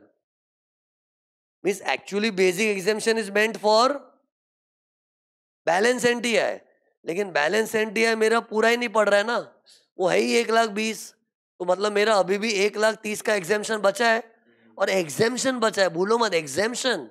तो लॉ क्या बोला, तेरा एग्जेम्पशन पड़ा है, चलो वो वेस्ट नहीं करने देंगे, तो उसको यूज कर ले। किधर यूज कर, इधर, इधर और इधर, बट नॉट विनिंग्स में। विनिंग्स में तो हम जरा भी छूट नहीं देंगे, उस पर तो फ्लैट 30% टैक्स मारना है। लेकिन जो 1,30,000 का एग्जेम्पशन बचा है, वो इन तीनों में एडजस्ट कर सकते हैं। एक से मेरे को बताओ, इधर वर्डिंग्स बताओ ना, 2.5 लाख को क्या बोलते हैं, एक से ना, 2.5 लाख को क्या बोलते हैं, बेसिक एग्जेम्पशन। उसमें से 1,20,000 को क्या बोलेंगे, एग्जॉस्टेड। एग्जॉस्टेड मतलब यूज हो गया, उतना यूज कर लिया। एग्जॉस्ट मतलब यूज्ड, कितना यूज्ड, 1,20,000। तो बचा हुआ अनयूज्ड है, कितना बचा है, 1,30,000। इसको इंग्लिश में बोलते हैं अनएग्जॉस्टेड। अनएग्जॉस्टेड मतलब अनयूज्ड बेसिक एग्जेम्पशन। और ये अनयूज्ड बेसिक एग्जेम्पशन गवर्नमेंट अपने को इधर, इधर और इधर यूज करने देती है। मतलब इससे पता है क्या मालूम पड़ा, यार इन लोग को भी बेसिक एग्जेम्पशन मिलता है, लेकिन बचा तो कितने लोग मालूम क्या बोलते हैं, सर हम लोग बेसिक एग्जेम्पशन इधर ही ले ले, तो पहले नहीं, first you have to claim the basic exemption in balance NTI. लेकिन उधर अगर कुछ बच गया तो इधर, इधर, इधर यूज करेंगे। तो टेल मी, मेरे एग्जाम्पल में एक से मैं इधर लिख के देता हूं, तुम लोग को भी काम आएगा। नहीं देखो, बेसिक एग्जेम्पशन वॉज 2,50,000। उसमें से मैं 1,20,000 को क्या नाम दूंगा, एग्जॉस्टेड। एग्जॉस्टेड मतलब उतना मैंने यूज कर लिया, कि उतनी तो मेरी इनकम भी है ना। और बचा कितना बैलेंस, कितना बचा, 1,30,000। इसको नाम देंगे हम लोग अनएग्जॉस्टेड बेसिक एग्जेम्पशन। ये हो गया अनएग्जॉस्टेड। अब इसको यूज करना है, कैसे यूज करना है में देखो, पहले इधर यूज करो, विनिंग्स में तो अलाउड ही नहीं है। पहले इधर क्यों यूज करो, क्योंकि इसमें 20% टैक्स है। अरे 20% टैक्स ज्यादा बड़ा है ना, इधर तो खाली 15 और 10 ही है, तो पहले 20% टैक्स को उड़ाओ ना। तो टेल मी कैसे करूंगा बताओ। एक सेकंड पहले ना, ये देखो, ये जो चीज है ना, ये वाली चीज, इसको मुझे मिटाना पड़ेगा। क्यों, क्योंकि ये राइट है कि रॉन्ग है, रॉन्ग है। ये तो पहले ही मैंने बच्चों के लिए ऐसे रॉन्ग को सॉल्व कर दिया ना, तो इसको मैं मिटा रहा हूँ। एक बार ध्यान दो, क्या क्या करो ध्यान दो, हाँ। इसको मैं एक बार मिटा रहा हूँ, डिलीट। अब हम लोग सही तरीके से करते हैं, देखो what is the right method. ये नील हो गया टैक्स, देखो मैं राइट लास्ट कॉलम से आ रहा हूँ, नील। और विनिंग्स में तो 30% भरना ही पड़ेगा। इधर बेसिक एग्जेम्पशन का बेनिफिट नहीं मिलता है। ओके, अब बेसिक एग्जेम्पशन कितना बचा है अपना, 1,30,000 है ना, तो इसमें से इसको उड़ा दो। अरे अपना लॉन्ग टर्म कैपिटल गेन का अमाउंट है कितना, ₹1,00,000 है ना। तो देखो मैं क्या कर रहा हूं, लाख में से ये पूरा ₹1,00,000 एग्जेम्प्ट हो गया है। देखो मैं अनएग्जॉस्टेड को है ना ब्लैक कलर में हाईलाइट कर रहा हूं, बोले पूरा ₹1,00,000 एग्जेम कर दिया, और इस पे 20% टैक्स अभी 0 आएगा। समझा मैंने क्या किया, I am trying to show कि मेरा ₹1,00,000 का लॉन्ग टर्म था, लेकिन उसमें से लाख माफ। अरे लाख क्या, मैं तो और कितना माफी ले सकता हूं, 1,30,000। लेकिन अपना तो लाख था, तो लाख तो उड़ा दो पूरा। और मैं पहले इस पे क्यों आक्रमण किया, 20% टैक्स ज्यादा है ना। अभी भी मेरे पास देखो 1,30,000 में से लाख यूज हो गया है, और 30 बचा है, तो उसको मैं इधर ले सकता हूं। ये तो है ही नहीं मेरे पास, नहीं लेना, तो अभी ये बचा है तो इधर ले लूंगा। तो ये देखो मेरी वर्किंग देखो मैं कैसे कर रहा हूँ, 3,80,000 था, लेकिन इसमें से मेरा और कितना एग्जेम्पशन बचा है, 30,000। देखा मैंने जानबूझ के ब्लैक कलर में लिखा है, ताकि तुम लोग को समझे कि यूज कैसे हो रहा है। This black colour represents unexhausted basic exemption. देखा है 1,30,000 का हिसाब. अब इसको इंटू 15% करना पड़ेगा. तो 3,80,000 माइनस 30 यार कितना हो गया? 3,50,000. उसका 15% टैक्स आएगा अभी. तो कितना है? 3,80,000 माइनस 30,000 मतलब 3.5 लाख. उसका 15% कितना आ गया? 52,500. और ये तो जीरो था. This is the correct answer. फिर क्या करेंगे? सबको ऐड करके ऐड कर देंगे ना. सी इनकम 2 करोड़ तक होती है ना तो हम साथ साथ हो जाता है. 2 करोड़ के ऊपर होता है तो मालूम है पिछले वीडियो में पिछले लेक्चर में मैंने बताया था 2 करोड़ के ऊपर होता है तो वो कॉलम वाइज सरचार्ज करना पड़ता है. क्योंकि वो 4 इनकम के लिए तो सरचार्ज 15 पे अटक जाता है और बाकी इनकम का अदर इनकम के साइज के हिसाब से जज करते हैं. लेकिन ठीक है ये तो 2 करोड़ से भी कम है. इसका टोटल इनकम कितना देखो जरा.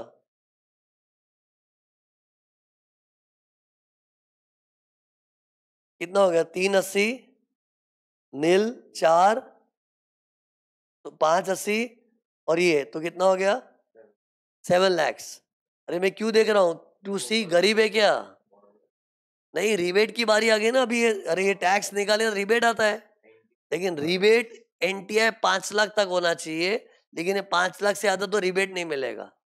तो रिबेट नहीं है. फिर ऐड सरचार्ज. सी मैं ओरली बोल रहा हूँ क्योंकि मेरे पास इधर आईपैड में जगह नहीं है इधर दिखाने के लिए. सरचार्ज भी नहीं आएगा क्योंकि इसका एनटीआई 7 लाख है ना. इस सबको ऐड करके देगा 7 लाख है. सरचार्ज भी नहीं आएगा. हेल्थ एंड एजुकेशन से ऐसा आएगा. एनीवे ऐसा कुछ सिखाने वाला पॉइंट नहीं था तो ऐसे ही बोल रहा हूँ. सिखाने वाला पॉइंट क्या था बताओ. कभी भी रूल बनाओ. से ऐसा रूल बनाते याद रहता है कि कभी भी स्लैब रेट वाला कोई असेसी आया इंडिविजुअल एचयूएफ और उसका बैलेंस बोलो ना NTI is less than basic exemption तो बच्चा कुचा बेसिक एग्जामिशन हम लोग यूज कर सकते हैं. कहा? पहले अंडर सादा लटक जी क्योंकि 20% टैक्स है. फिर अंडर सटक जी अंडर 111 है क्योंकि 15% टैक्स है. और भी कुछ बचे तो इधर इधर तो 10% टैक्स ही है ना. विनिंग्स में यूज नहीं कर सकते.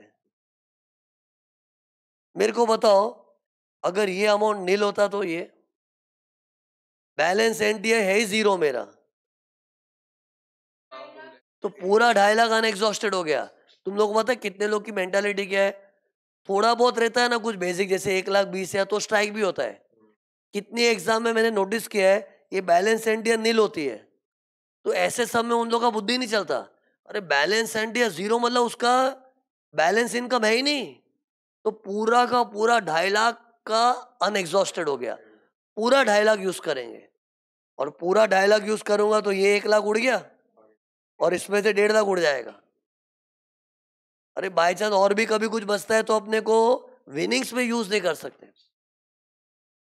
ये पॉइंट को मैं बहुत ज्यादा इंपॉर्टेंट मानता हूं. ये देखो इस पॉइंट को क्यों? क्योंकि पता है सीखने में टफ नहीं है. सिखा दिया. इसमें क्या है स्ट्राइक ही नहीं होता. ट्रस्ट में मैं इसको तुमको 100 बार स्ट्रेस करके भी बोलूं ना एग्जाम के दिन जब एग्जाम के दिन भी तुमको याद करके बोलूं ना मौके पे बुद्धि नहीं चलेगी. अचानक सब में धोखा हो जाएगा. फिर बाद और शिट यार लफड़ा हो गया. स्ट्राइक नहीं होता. और एक लफड़ा सुनो अभी कि सुनो सुनो एक अच्छा पॉइंट ये भी लफड़े वाला होता है. देखो ये जो अनएग्जॉस्टेड बेसिक एग्जामिशन की फैसिलिटी है ना दिस इज ओनली फॉर देसी बॉयज. रेसिडेंट लोग के लिए मतलब पहले तो इंडिविजुअल एचयूएफ के सब में ही काम का है क्योंकि उन लोग में स्लैब रेट आता है ना. उन लोग में बेसिक एग्जामिशन होता है ना. लेकिन वो भी देसी होना चाहिए रेसिडेंट.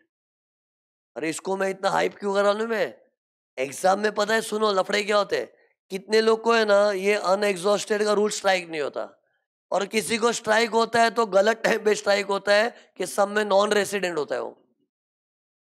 ये भी हुआ है, कितने लोग हैं ना सोचते अरे अनएग्जॉस्टेड बेसिक एग्जामिनेशन का मेरे को स्ट्राइक हो गया, वो पेपर लिखते ना मन में सोचेगा भी कितने लोग को तो स्ट्राइक भी नहीं हो, मेरे को स्ट्राइक हुआ है।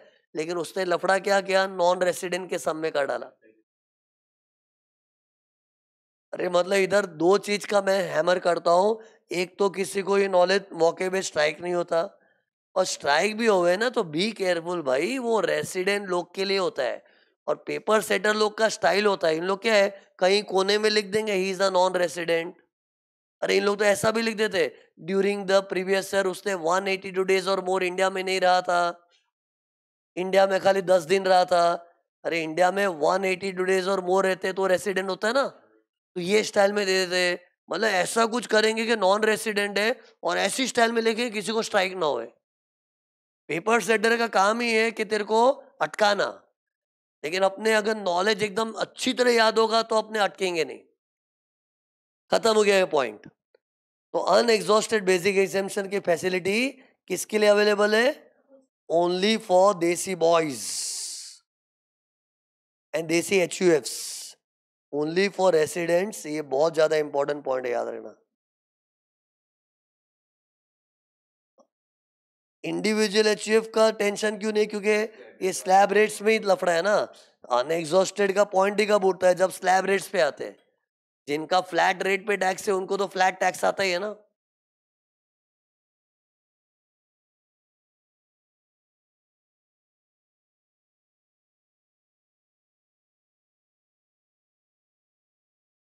सी एचयूएफ का भी स्लैब रेट से होता है, मालूम है? एचयूएफ भी स्लैब रेट से आता है, और एचयूएफ को भी बेनिफिट मिलेगा, इंडिविजुअल एचयूएफ, बट दोनों रेसिडेंट होने चाहिए। और एचयूएफ का स्लैब रेट हमेशा 2.5 लाख ही होता है। इंडिविजुअल को तो क्या है, जवानों का स्लैब अलग, बुड्ढों का अलग, सुपर बुड्ढा है तो अलग। लेकिन एचयूएफ तो आर्टिफिशियल एंटिटी है, उसका हमेशा 2.5 लाख वाला स्लैब होता है। लेकिन उसमें भी ये फैसिलिटी उपलब्ध है, but individual HUF should be resident then only. खत्म हो गया है। बस अभी आखिरी पॉइंट बचा है टैक्स कैलकुलेशन का, that is partial integration of agriculture income. ये सब चीजें एमसीक्यू में बहुत काम आती है। एग्जाम में कभी कभी ऐसा भी क्वेश्चन आया हुआ है, देखो, एक आदमी के पास लॉन्ग टर्म कैपिटल गेन्स है 1 करोड़, टैक्स निकालो। पब्लिक को लगे ये तो सिंपल है, 1 करोड़ में सीधा 20% निकाल के आ जाता है। आधी पब्लिक खाली 20% निकालती है, हाँ। दूसरी पब्लिक है ना, होशियार होती है, नहीं इस पे सरचार्ज भी लेना है, सेस भी लेना है। इंडिविजुअल का समय मतलब 1 करोड़ है, मतलब 50 लाख के ऊपर है तो सरचार्ज भी आएगा। उन लोग वो दिमाग लड़ाते हैं। लेकिन किसी को ये बुद्धि नहीं चलती कि उसका सिर्फ लॉन्ग टर्म 1 करोड़ है, मतलब ये देख, मतलब उसका ऐसा कोई इनकम तो जीरो है। ट्रस्ट मी, सीरियसली बता रहा हूं मैं, तुमको लग रहा है ज्यादा बोल रहा हूं, लेकिन धोखा नहीं होना चाहिए, मेरे को डर लग रहा है। लॉन्ग टर्म कैपिटल गेन सिर्फ 1 करोड़ दिया तो बताओ क्या आएगा? तो लॉन्ग टर्म वाले ये देखो, मन में ये सीन आना चाहिए, ये 1 करोड़ है ना, तो बैलेंस एंटी है तो जीरो है, तो वो पूरा 2.5 लाख का एग्जामिशन यूज करने का। तो 1 करोड़ में से 2.5 लाख माइनस करो, बैलेंस में 20% टैक्स, सादा लॉन्ग टर्म है 20% टैक्स। एंड फिर सरचार्ज का भी ख्याल आना चाहिए, क्योंकि 50 लाख के ऊपर है ना एनटीआई, इंडिविजुअल है, तो सरचार्ज भी लेंगे। फिर हेल्थ एंड एजुकेशन सेस। अरे एमसीक्यू में कितने लोग मेरे को डाउट पूछते, सर मेरा एमसीक्यू में आंसर ही नहीं आ रहा है। उसका आंसर क्यों नहीं आ रहा था? उससे 2.5 लाख नहीं लिया था। नहीं, सरचार्ज तो आएगा नहीं, मतलब जैसे 1 करोड़ वाले एग्जाम्पल में क्या बोल रहा हूँ, देखो, 1 करोड़ का लॉन्ग टर्म है, उसमें 2.5 लाख का अपने बेसिक एग्जामिशन माइनस कर दिए, तो कितना हो गया वो? 97 lakhs 50,000। फिर इसके ऊपर टैक्स कितना आएगा? 20%। 20% टैक्स फिर सरचार्ज भी तो आएगा ना, सरचार्ज आएगा, बट 20% वाली जो अमाउंट है उसके ऊपर सरचार्ज आएगा। कितना आता है? 1 करोड़, एनटीआई 1 करोड़ है तो 10%, 10 नहीं 15% आएगा। सॉरी, तो 10%, 1 करोड़ तक 10% है, 1 करोड़ के ऊपर हुआ तो 15। अरे इंडिविजुअल लोग का सरचार्ज का सिस्टम पता है ना, ये देखो इधर लिखा है। ये तो मैं 1 करोड़ का एग्जाम्पल लेके बैठा हूँ ना, और .1 करोड़ पे 10% सरचार्ज आएगा। तो इन शॉर्ट बताओ, लटक जी 1 करोड़ सब में दिया है तो पहले 2.5 लाख का बेसिक एग्जेम्पशन निकाल दिया, फिर उस पर 20% टैक्स आया, फिर उस पर 10% वाला सरचार्ज, फिर add health and education cess. तो ऐसी चीजों का खिलवाड़ इन लोग एमसीक्यू में करते और अपने को राइट आंसर निकालने आना चाहिए।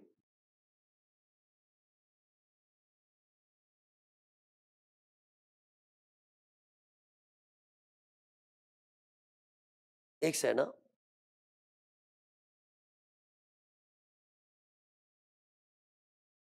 अब सुनो, अनएग्जॉस्टेड बेसिक एग्जेम्पशन के बाद एक और पॉइंट बचा अपना, एग्रीकल्चर इनकम से रिलेटेड अच्छा पॉइंट बचा। ये देखो, लुक, ये देखो, एक सेकेंड ना,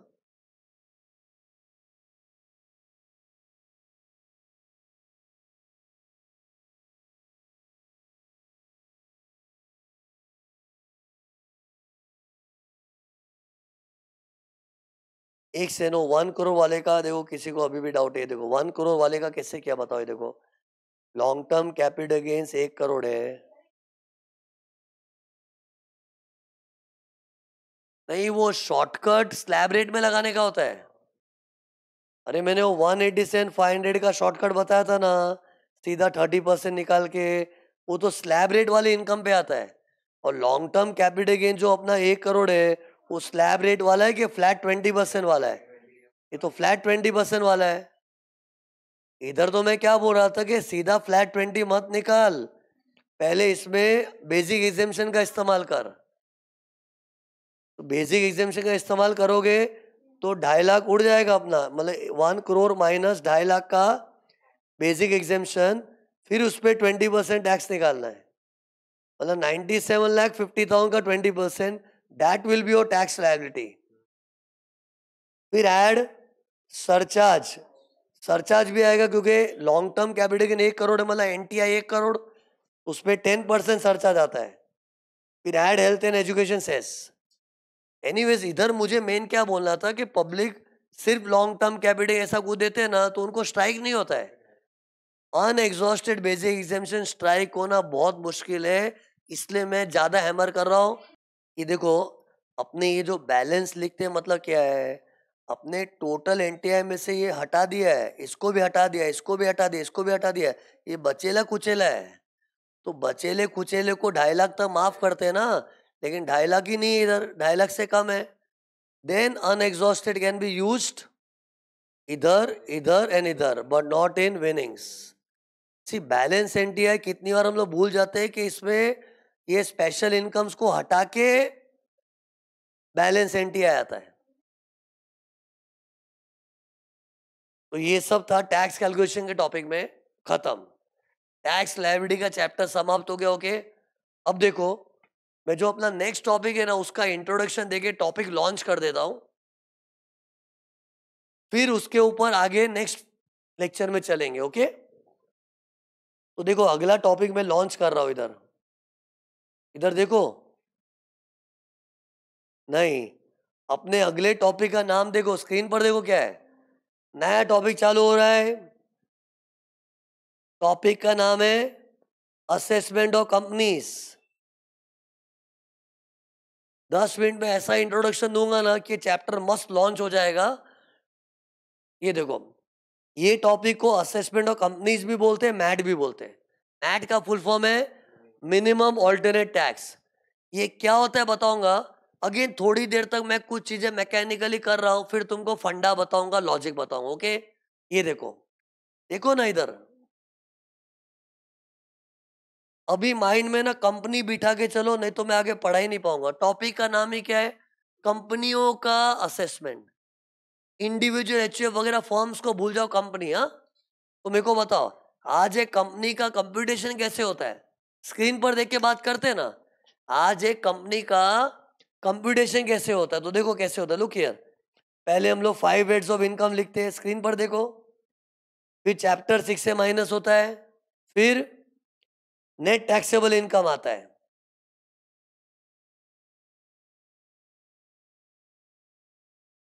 तो ये 5 हेड्स ऑफ इनकम ऐड होती है, फिर आता है नेट टैक्सेबल इनकम। फिर हम लोग करते हैं ना सटक लटक लटक विनिंग्स बैलेंस, ये तो हर एसएससी में करते हैं। तो अगर कंपनी भी है तो ऐसा तो करेंगे ना, लेकिन बिकॉज मैं कंपनी बोल के सिखा रहा हूं तो इसका बैलेंस एनटीआई पे टैक्स इस तरह से आएगा। देखो सी, इन कॉलम पे ध्यान मत दो, इधर मैंने कुछ खास नहीं किया है। मैंने वैसे भी क्या बोला था, ये पहले 4 कॉलम का टैक्स सब असेसियों के लिए सेम होता है, irrespective of the type of assessee. First 4 column में स्टैंडर्ड रेट से, खाली बैलेंस एनटीआई में डिपेंडिंग अपॉन असेसी होता है ना। और मैं अभी कंपनी बोल के सिखा रहा हूं, तो बताओ कंपनी का टैक्स रेट क्या, जल्दी बताओ। पहले फॉरेन कंपनी हुआ तो बता दो 40%। 40% किसका, ये देखो ये बैलेंस एनटीआई वाले अमाउंट का। और इंडियन कंपनी का नॉर्मली 30 है, लेकिन अगर उसका टर्नओवर गया टू गया साल, मतलब अपना गया 22-23, उसके पहले 21-22 का turnover is up to 400 crore, तो 25% आता है। तो ये तो नॉर्मल था। फिर बताओ ना क्या होता है। फिर ये सबको देखो मैंने क्या किया, ऐड कर दिया है। रिबेट नहीं लिया है, कंपनी को रिबेट नहीं है। रिबेट किसके लिए, रेसिडेंट इंडिविजुअलों के लिए। तो सरचार्ज आ जाएगा। सरचार्ज कंपनी का कैसा है, 7/12/25, 7/12/25 इंडियन कंपनी, 7/12 फॉरेन कंपनी 25। फिर हेल्थ एंड एजुकेशन सेस आएगा। लेकिन अब सुनो, ऐसे करते करते देखना स्क्रीन पर, ऐसे करते करते जो आंसर आया ना, इसको बोलते हैं नोबल टैक्स। लेकिन पता है हर कंपनी को एक मिनिमम ऑल्टरनेट टैक्स का एक और वर्किंग करना पड़ता है। 2 वर्किंग करनी पड़ती, 2। क्यों बताऊंगा। मैंने क्या बोला, पहले मैकेनिकली सॉल्व करने तो फिर फंडा बताऊंगा। तो कंपनी पहले नॉर्मल टैक्स करेगी, फिर मैट करेगी। अब ये क्यों हो रहा है बताऊंगा, 2 मिनट मेरे को कैलकुलेशन करके बताना, तो ही मैं कुछ बोल पाऊंगा आगे। तो सी, ये तो तुम लोग को जो आता है वही है ना। अब देखो, हर कंपनी को है ना अपना जो बुक प्रॉफिट्स होता है ना, बुक प्रॉफिट्स मतलब फाइनल अकाउंट्स में अपना profit and loss account, PNL account के हिसाब से जो नेट प्रॉफिट होता है ना, अकाउंटिंग प्रॉफिट, उसको बोलते बुक प्रॉफिट। इसके ऊपर 15% टैक्स निकालो। क्यों बताऊंगा, पहले चुपचाप करने का 15% टैक्स। फिर जो भी आंसर आया ना, इसमें add surcharge. Surcharge depending upon the size of the book profit. अगर कंपनी का बुक प्रॉफिट 1 करोड़ तक है, नो सरचार्ज। 1 करोड़ के ऊपर 7%, 10 करोड़ के ऊपर 12%, फॉरेन कंपनी है तो 2%, 5%। वही 7/12/25, 7/12/25। लेकिन यहां हम लोग एनटीआई को देखते थे ना, लेकिन इधर बुक प्रॉफिट को देखना है। और बुक प्रॉफिट क्या था, अकाउंटिंग नेट प्रॉफिट। वो अगर 1 करोड़ के ऊपर है तो सरचार्ज आएगा, वही 7/12/25 के हिसाब से। फिर add health and education cess. See, public को लग रहा होगा ये सब वापस क्यों कर रहे हैं। अरे मैट का नाम क्या, मिनिमम ऑल्टरनेट। मैं ऑल्टरनेटिव वर्किंग कर रहा हूं एक और। ऑल्टरनेट मतलब 2 ऑप्शन होते हैं ना, ऑल्टरनेटिव। तो एक और वर्किंग कर रहा हूं, क्यों कर रहा हूं बताऊंगा। इस तरह से जो आंसर आता है ना, इसको क्या बोलते हैं, क्या बोलते हैं, मैट। ये देखो मैंने इधर करके रखा, जरा देखो इधर क्यों किया है बताऊंगा, लेकिन पहले याद कर क्या किया है। क्या किया, बुक प्रॉफिट्स का 15%, 15% फिक्स्ड है, बाय 15%। फिर add surcharge, add health and education cess, तो क्या हो गया, मैट। अब है ना, मैंने 2 वर्किंग कर दी है। इस पे नजर रखो, एक ये, दूसरा ये। अब मैं कुछ फिगर देके सिखाता हूँ। मान लो मेरा नॉर्मल टैक्स का आंसर है ना 4 लाख आया था, और मैट वाला आंसर है ना 6 लाख आया था। पहले डू यू एग्री, दोनों आंसर अलग आ सकता है, दोनों तरीके अलग है ना। तो सी, अगर मेरा मैट 6 लाख आ रहा है ना, तो पता है गवर्नमेंट क्या होती है, देख तुझे मिनिमम 6 लाख तो भरना ही पड़ेगा। मैट का फुल फॉर्म क्या है, मिनिमम ऑल्टरनेट टैक्स। और मिनिमम मतलब कम से कम, स्क्रीन पर देखो, कम से कम तुमको 6 लाख तो भरना ही पड़ेगा। लेकिन कंपनी क्या बोलेगी, नहीं हम लोग का तो 4 लाख ही आ रहा है। अरे भाड़ में क्या 4 लाख, इसको स्क्रैप करके कचरे की पेटी में डाल। मिनिमम मतलब मिनिमम कम से कम तेरे को 6 लाख देने का। बाद में तेरा ये 4 लाख 8 लाख को हटा हट। मिनिमम का मतलब कम से कम इतना देना है। क्यों बताऊंगा? मतलब लॉ क्या बोल रहा है मालूम है? हर कंपनी को एक बेयर मिनिमम टैक्स भरना ही पड़ता है। एंड दैट मिनिमम फिगर अपना टैक्सेशन की स्टाइल में नहीं आता, 5 एड्स वगैरह। अकाउंटिंग प्रॉफिट्स का 15% प्लस सरचार्ज प्लस सेस, वो जो आता है ना, वो मिनिमम तुमको देना है। लेकिन सुनो, मिनिमम मतलब कम से कम, ज्यादा हो सकता है ना। तो ये देखो देखो ना, जल्दी चेंज कर रहा हूं मैं। बाय चांस मेरा ये वाला फिगर, एक सेकंड किधर गया, ये देखो, ये देखो, ये अमाउंट मेरा अगर 9 lakhs आता, चेंज किया, तब गवर्नमेंट क्या बोलेगी? मिनिमम 6 लाख देने का है। लेकिन तेरा 9 लाख आ रहा है, हाँ ज्यादा आ रहा है तो ज्यादा भरो। सी, मिनिमम का मतलब क्या है? उससे नीचे नहीं, ज्यादा हो सकता है।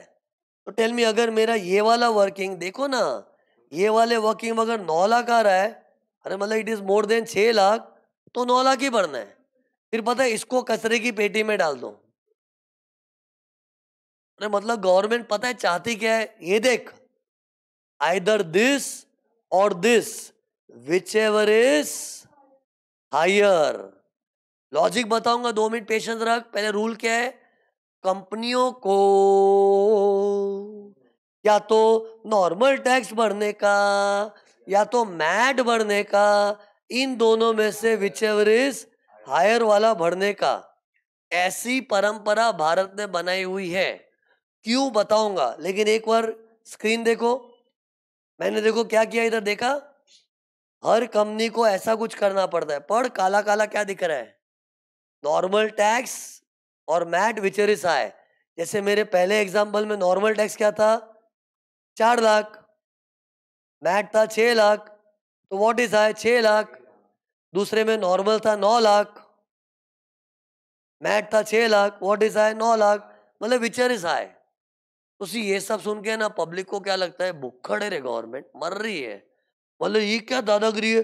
मिनिमम 6 लाख तो देने का है, मिनिमम उतना ही।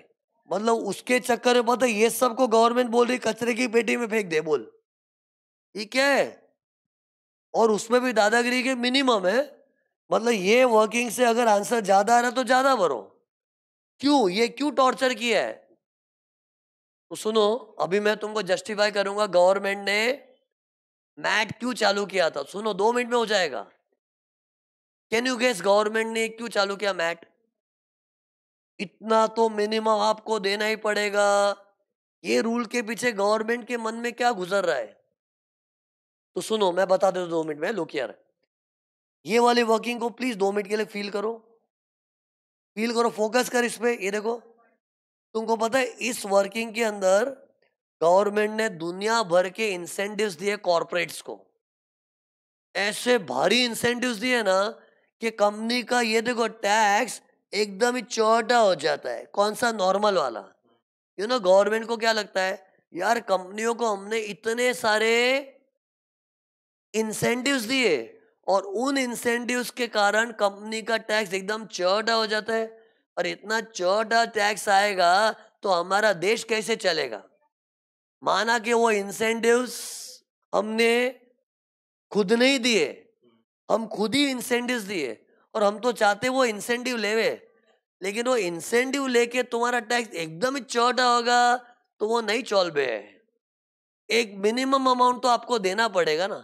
बेसिकली गवर्नमेंट पता है दुविधा में पड़ गई है कि कंपनियों को टैक्स में इंसेंटिव्स भी देना है। इंसेंटिव्स देने के लिए मर्क्यूरी मालूम है, कुछ इंसेंटिव्स देंगे ना देश का भला होता है। जैसे एग्जांपल सुनो, एग्जांपल सुनो। ATIA, ATIB, ATIC, ये आई वाले जो सेक्शन है ना, पता है उसमें क्या होता है? प्लीज देखिए इधर क्या होता है। ये देखो क्या होता है, तेरा इनकम फ्रॉम बिजनेस है ना, कई बार 100% माफ हो जाता। बोलो 100%। और वो गवर्नमेंट ने क्यों किया मालूम है? ATIA IB में कुछ ऐसे धंधे ना, वो धंधा कोई करेगा तो देश की तरक्की होती है। तो गवर्नमेंट देश की तरक्की के पीछे गवर्नमेंट पब्लिक को मोटिवेट करती है, कम ऑन ये धंधा कर, कम ऑन ये धंधा कर। अब धंधा करने के लिए उनको इंसेंटिव देना पड़ता है, और इंसेंटिव क्या देती है मालूम है? तेरा प्रॉफिट्स पूरा माफ। अरे कभी कभी 30% माफ होता है चैप्टर 6 से। मैं ATI वगैरह की बात कर रहा हूँ। तो उस चक्कर में क्या होता है मैं, अरे क्या उस चक्कर में क्या होता है, कंपनी का टैक्स एकदम ही छोटा हो जाता है। मतलब सोच, ये देखा ना, सोच इधर किसी का इनकम फ्रॉम बिजनेस है ना, देखना ही पड़ेगा इधर। 100 करोड़ था, 100 करोड़ कमाए धंधे से, लेकिन उसको ATIA वगैरह में ना 100% डिडक्शन मिल गया। तो ये देखो पूरा 100 माइनस हो गया, तो उसका इनकम नील। नील। अरे फिर नील पे टैक्स क्या आएगा? नील। और ये क्यों हुआ? क्योंकि गवर्नमेंट ने इंसेंटिव दिया है। लेकिन पता है गवर्नमेंट को बाद में क्या रियलाइज हुआ, ये कुछ ज्यादा इंसेंटिव दे दिया यार। इंसेंटिव के चक्कर में कंपनी जैसी बड़ी अमीर एंटिटी, कंपनी जैसी बड़ी अमीर एंटिटी हमारे सामने भिखारी समझ के 0% जीरो टैक्स दे रही है, क्योंकि चैप्टर 6 में पूरा माइनस हो गया। और अगर कंपनी जैसे अमीरों से अपने को टैक्स नहीं मिला तो देश कैसे चलेगा? इससे गवर्नमेंट में पता है क्या बोले, यार तुम लोग ये ATI भी लेते हो ना, ले लो, लेकिन थोड़ा ख्याल रखना कि एकदम नील हो जाए वो नहीं चलेगा। कुछ तो मिनिमम देना पड़ेगा, और कुछ तो मिनिमम मतलब 15%। तो सी एक बार ये कंटिन्यू करो ना, अगर किसी का 100 करोड़ का प्रॉफिट था, तो पूरा 100 करोड़ माइनस हो गया अगर ATIA वगैरह में, तो नील हो गया। तो उसका टैक्स, ये देखो ना, नॉर्मल टैक्स, एक सेकंड दिख नहीं रहा ना, ये देखो, उसका नॉर्मल टैक्स नील हो गया ना, एक बार नील पे नजर को नील। लेकिन उसका मैट देखो क्या आएगा अभी, एक बार देखो ना। अज्यूम करो उसका बुक्स में भी प्रॉफिट 100 करोड़ ही है, एक बार अज्यूम कर लो ना यार। अरे इनकम फ्रॉम बिजनेस तो प्रॉफिट ही है ना। एंड कभी कभी अकाउंटिंग टैक्सेशन प्रॉफिट सेम भी तो हो सकते हैं। तो निकालो जल्दी, निकालना यार। अगर ये बुक प्रॉफिट भी 100 करोड़ ही है, और ये देखो ये वाली वर्किंग में ना चैप्टर 6 से नहीं है, देखिए ना भाई बहन, यहाँ चैप्टर 6 से नहीं है। तो 100 करोड़ का, अरे 100 करोड़ का 15% निकालेगा तो 15 करोड़ आएगा, 15 करोड़। और एक बार ये सबको जान दो ना, मगजमारी नहीं चाहिए। तो 15 करोड़ और इधर नील आ रहा है, अरे तो टैक्स कितना आ गया? नील और 15 विचर 15 करोड़। अरे मतलब मैं क्या रियलाइज करा रहा हूँ मैं, ATIA के नाम पे क्या पूरा टैक्स तो माफ होता ही नहीं है। अपने को क्या लगा अपना टैक्स नील हो गया, लेकिन नील नहीं, कितना टैक्स आ रहा है? 15 करोड़ का टैक्स आ रहा है। तो सुनो, कोई कोई लोग बोलते हैं सर मतलब एक तरह से अपने को ATIA IB वो सब तो मिल ही नहीं रहा है ना। मिल रहा है, लेकिन कम मिल रहा है। नहीं मिल रहा है मत बोल। अगर नहीं मिल रहा होता ना, ये देख ये देख, नहीं मिल रहा होता ना, तो पता है कंपनियों को टैक्स कितना था? 30%। अरे नॉर्मल कॉर्पोरेट 30% है, तो 100 करोड़ का 30%, 30 करोड़ आता। लेकिन शुक्रमान, मैट के नाम पे आ रहा है तो भी कितना आ रहा है? 15 करोड़। अरे मतलब मैं तुमको क्या फीलिंग देना चाह रहा हूँ मैं, कि मैट ने आके हमारा ATIA IB को पूरा तो नहीं छीना, लेकिन थोड़ा काट दिया सीधा। सी पूरा छीना होता ना, तो अपने को 100 करोड़ के प्रॉफिट पे 30% टैक्स आता, 30 करोड़। लेकिन ऐसा तो नहीं हुआ ना, अपने मैट के नाम पे 15% ही लग रहा है। अरे इन शॉर्ट फील ऐसे करो कि ATIA IB में कोई बोले ना हमारा तो फुल प्रॉफिट माफ है, फुल प्रॉफिट माफ है, तो उसको क्या बोलना चाहिए? भाई तेरा नॉर्मल टैक्स से फुल प्रॉफिट माफ है, मैट के नाम का 15% तो आ ही जाएगा ना। और ये गवर्नमेंट क्यों की है बताओ? क्योंकि गवर्नमेंट को क्या लग रहा है कि हमको यह ATIA जैसा इंसेंटिव देना है, ATIA IB वाला इंसेंटिव देना। लेकिन क्या है, इंसेंटिव के चक्कर में ऐसा नहीं हो कि कोई कंपनी जीरो जीरो टैक्स भर रही है। कुछ तो मिनिमम अमाउंट दे भाई। चल हम ज्यादा नहीं मांगेंगे क्योंकि हम तेरे को इंसेंटिवाइज करना चाहते हैं, लेकिन कुछ तो मिनिमम अमाउंट देगा। उस चक्कर में मैट, और वो भी गवर्नमेंट को क्यों चाहिए? गवर्नमेंट को चाहिए यार तुमको इंसेंटिव देंगे, लेकिन हमको कुछ मिलेगा ही नहीं तो देश कैसे चलाएंगे? एक्चुअली गवर्नमेंट का है ना डबल माइंड है, इंसेंटिव भी देना है और थोड़ा टैक्स भी चाहिए। अगर गवर्नमेंट का एक तरफा माइंड हो जाता ना, भाड़ में गए इंसेंटिव, नहीं देने का है, तो गवर्नमेंट ने ATIA IB वाले सेक्शंस को बंद ही कर दिया होगा। आगे जाके कर रहे वो लोग, फ्यूचर में इन लोग का वही प्लान है, आगे जाके ये सब इंसेंटिव बाजी बंद कर देंगे, लेकिन टैक्स को छोटा कर देंगे। लेकिन आज की तारीख में क्या है, भर भर के इंसेंटिव्स दिए हुए, लेकिन बाद में गवर्नमेंट का दूसरा मन क्या बोलता है, यार तुम इंसेंटिव ले लेके एकदम कम करोगे तो नहीं चल बे, कुछ तो मिनिमम देने का, तो मिनिमम टैक्स मारा है। एक से ना, ये इंसेंटिव इंसेंटिव कब से बोल रहा है? ऐसा कौन सा इंसेंटिव है जिसको देके गवर्नमेंट पछता रही है? एटीआईए वगैरह, 35 एडीबी, 35 एडीबी गवर्नमेंट को दिल में खटक रहा है। भूल गए 35 AD? Cold chain, warehousing, cross country, hospital, hotel, housing housing, fertilisers वगैरह वगैरह था ना, तो उनको भी गवर्नमेंट ने 100% डिडक्शन दिया है कैपेक्स का। तो पता है उस चक्कर में क्या होता है, भाई बहन देख इधर, अपना पीजीबीपी का आंसर एकदम चौटा हो जाता है, और पीजीबीपी इतना चौटा तो उसका टैक्स चौटा हो जाता है। लेकिन गवर्नमेंट ने 35 एडीबी क्यों खोला है? कोल्ड चेन वगैरह को इंसेंटिवाइज करने के लिए। लेकिन गवर्नमेंट का दूसरा मन क्या बोलता है, यार हम इंसेंटिवाइज तो कर देते, लेकिन बाद में ये लोग टैक्स के नाम पे जीरो भरेंगे, नहीं चलेगा। और पता है गवर्नमेंट को ज्यादा खराब क्या लगता है, कि हमारे सामने तो भिखारी बन के जीरो टैक्स देते हो, और शेयर होल्डर के सामने बड़े शाणे बनते हो कि we are making huge profits, क्योंकि एक्चुअली कंपनी का प्रॉफिट्स है। वो तो चैप्टर 6 से 35 एडी की मेहरबानी से छोटा दिख रहा है ना, बुक्स में तो प्रॉफिट है ही।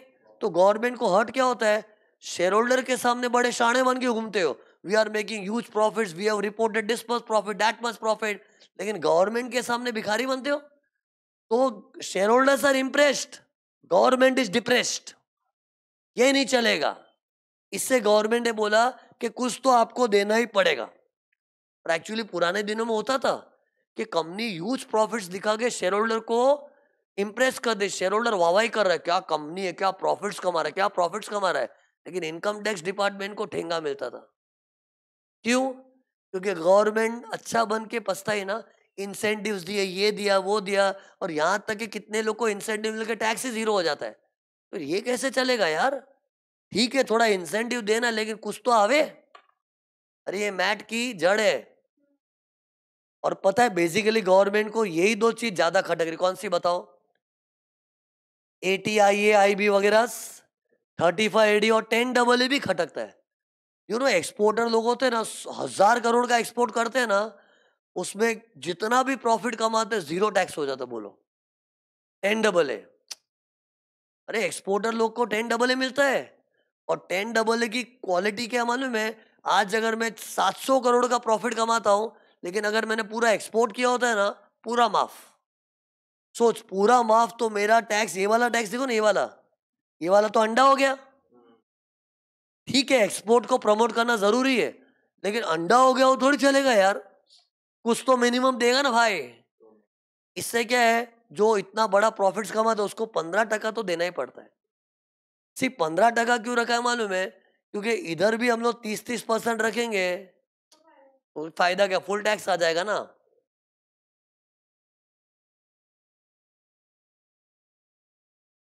फिर तो ये गवर्नमेंट का दोगलापन हो गया, है ना, मतलब इधर पूरा 30 मार दिया। सिर्फ 15 रखने का लॉजिक क्या मालूम है? गवर्नमेंट क्या सोचती है, ये बुक प्रॉफिट्स में ना कोई इंसेंटिव्स नहीं है, चैप्टर 6 से 35 एडी, 10 AA, तो इधर इंसेंटिव भी नहीं रखेंगे और पूरा 30 मार देंगे, तो एक तरह से क्या हो गया, इंसेंटिव खत्म हो गए ना। लेकिन गवर्नमेंट इंसेंटिव रखना चाहती है, लेकिन थोड़ा कम, रेस्ट्रिक्टेड। तो इन शॉर्ट सुनो, कंक्लूजन देखना, कंपनीज लोग को 35 एडी मिलता है। इवन कंपनियां साइंटिफिक रिसर्च एक्सपेंडिचर करती है ना, उसमें भी फुल कॉस्ट डिडक्शन मिलता है। अरे इंसेंटिव्स बता रहा हूँ, 35 एडी और 10 AA, ATI IB, तो इन सब कारण से कंपनियों का टैक्स ये देखो एकदम चौड़ा हो जाता है, और गवर्नमेंट को टैक्स एकदम चौड़ा मिलता है। लेकिन गवर्नमेंट को बुरा क्या लगता है कि शेयर होल्डर के सामने बड़े हीरो बनते हो ह्यूज प्रॉफिट्स दिखा के, लेकिन हमको चौड़ा सा टैक्स देगा, नहीं चौल बे, चौटा ने एक मिनिमम तो देना ही पड़ेगा। और मिनिमम क्या होता है मालूम है? तुम्हारा अकाउंटिंग प्रॉफिट्स के हिसाब से 15%, उसमें फिर बाद में तुमको इंसेंटिव्स नहीं मिलेंगे, हाँ? क्योंकि सी, ये मैट वाली वर्किंग में भी इंसेंटिव दिया तो फायदा क्या मैट खोल के? तो ये बुक प्रॉफिट पे तो एकदम हार्श मैनर में टैक्स आएगा, रूडली, सीधा 15% भर, लेकिन 15% ही होता है। लेकिन सुनो, ये जो मैंने बोला ना, कंपनियों को इतने इंसेंटिव्स मिलते, फिर टैक्स एकदम कम हो जाता है, तो कुछ तो आना चाहिए। ये कंपनियों के साथ दुश्मनी क्यों? ये तो इस सोल ट्रेडर को भी इंसेंटिव मिलता है। कौन सा incentive? ATIA, ATIB, ATIC, 35AD, 10AA, ये तो सोल ट्रेडर लोग को भी मिलता है ना।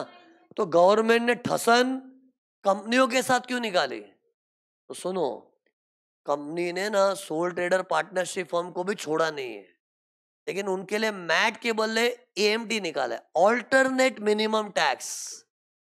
किसी को भी नहीं छोड़ा धरती पे। मतलब पूरे भारत को सुनो, ऐलान क्या किया है। सुनो भारतवासियों, हमारे जो इंसेंटिव्स होते हैं ATIA वगैरह, 35AD, 10AA, ये सब इंसेंटिव्स तुम लोग मजे से लो, लेकिन याद रखना, सारे इंसेंटिव्स लेने के बाद तेरा टैक्स एकदम ही कम हो गया ना, नहीं चल बे, फिर तेरे को एक मिनिमम अमाउंट तो देना ही पड़ेगा। दैट मीन सुनो, अगर मैं सब इंसेंटिव्स लेने के बाद भी अच्छा खासा टैक्स भर रहा हूं तो भर। और होता है कोई कोई लोग को ना ज्यादा इंसेंटिव नहीं मिला होता है, जैसे 35AD में ना ड्यूरिंग देयर थोड़ा बहुत ही कैपेक्स इंकर किया है 35AD, और कोई एक्सपोर्टर ने 10AA लिया, लेकिन क्या वो 100% एक्सपोर्टर नहीं है, करोड़ों की सेल्स में थोड़ी बहुत ही एक्सपोर्ट की है, तो थोड़ी बहुत एक्सपोर्ट तो इंसेंटिव कम मिला होगा ना। तो कभी कभी क्या थोड़ा बहुत इंसेंटिव लिया होता है ना, फिर तो टैक्स अच्छा खासा आता है ना, तो चलेगा। नहीं चल बे कब कि फुल इंसेंटिव के मजे लूट लिए और टैक्स को इतना उतार दिया कि टू सा आ रहा है, तो नहीं चल बे, तो मिनिमम। अरे तभी तो फॉर्मूला बन गया विच एवर इज हायर। तो ये मैट का इंट्रोडक्शन था, इसको आगे बढ़ाना है next lecture. Okay, revise and come, please revise and come.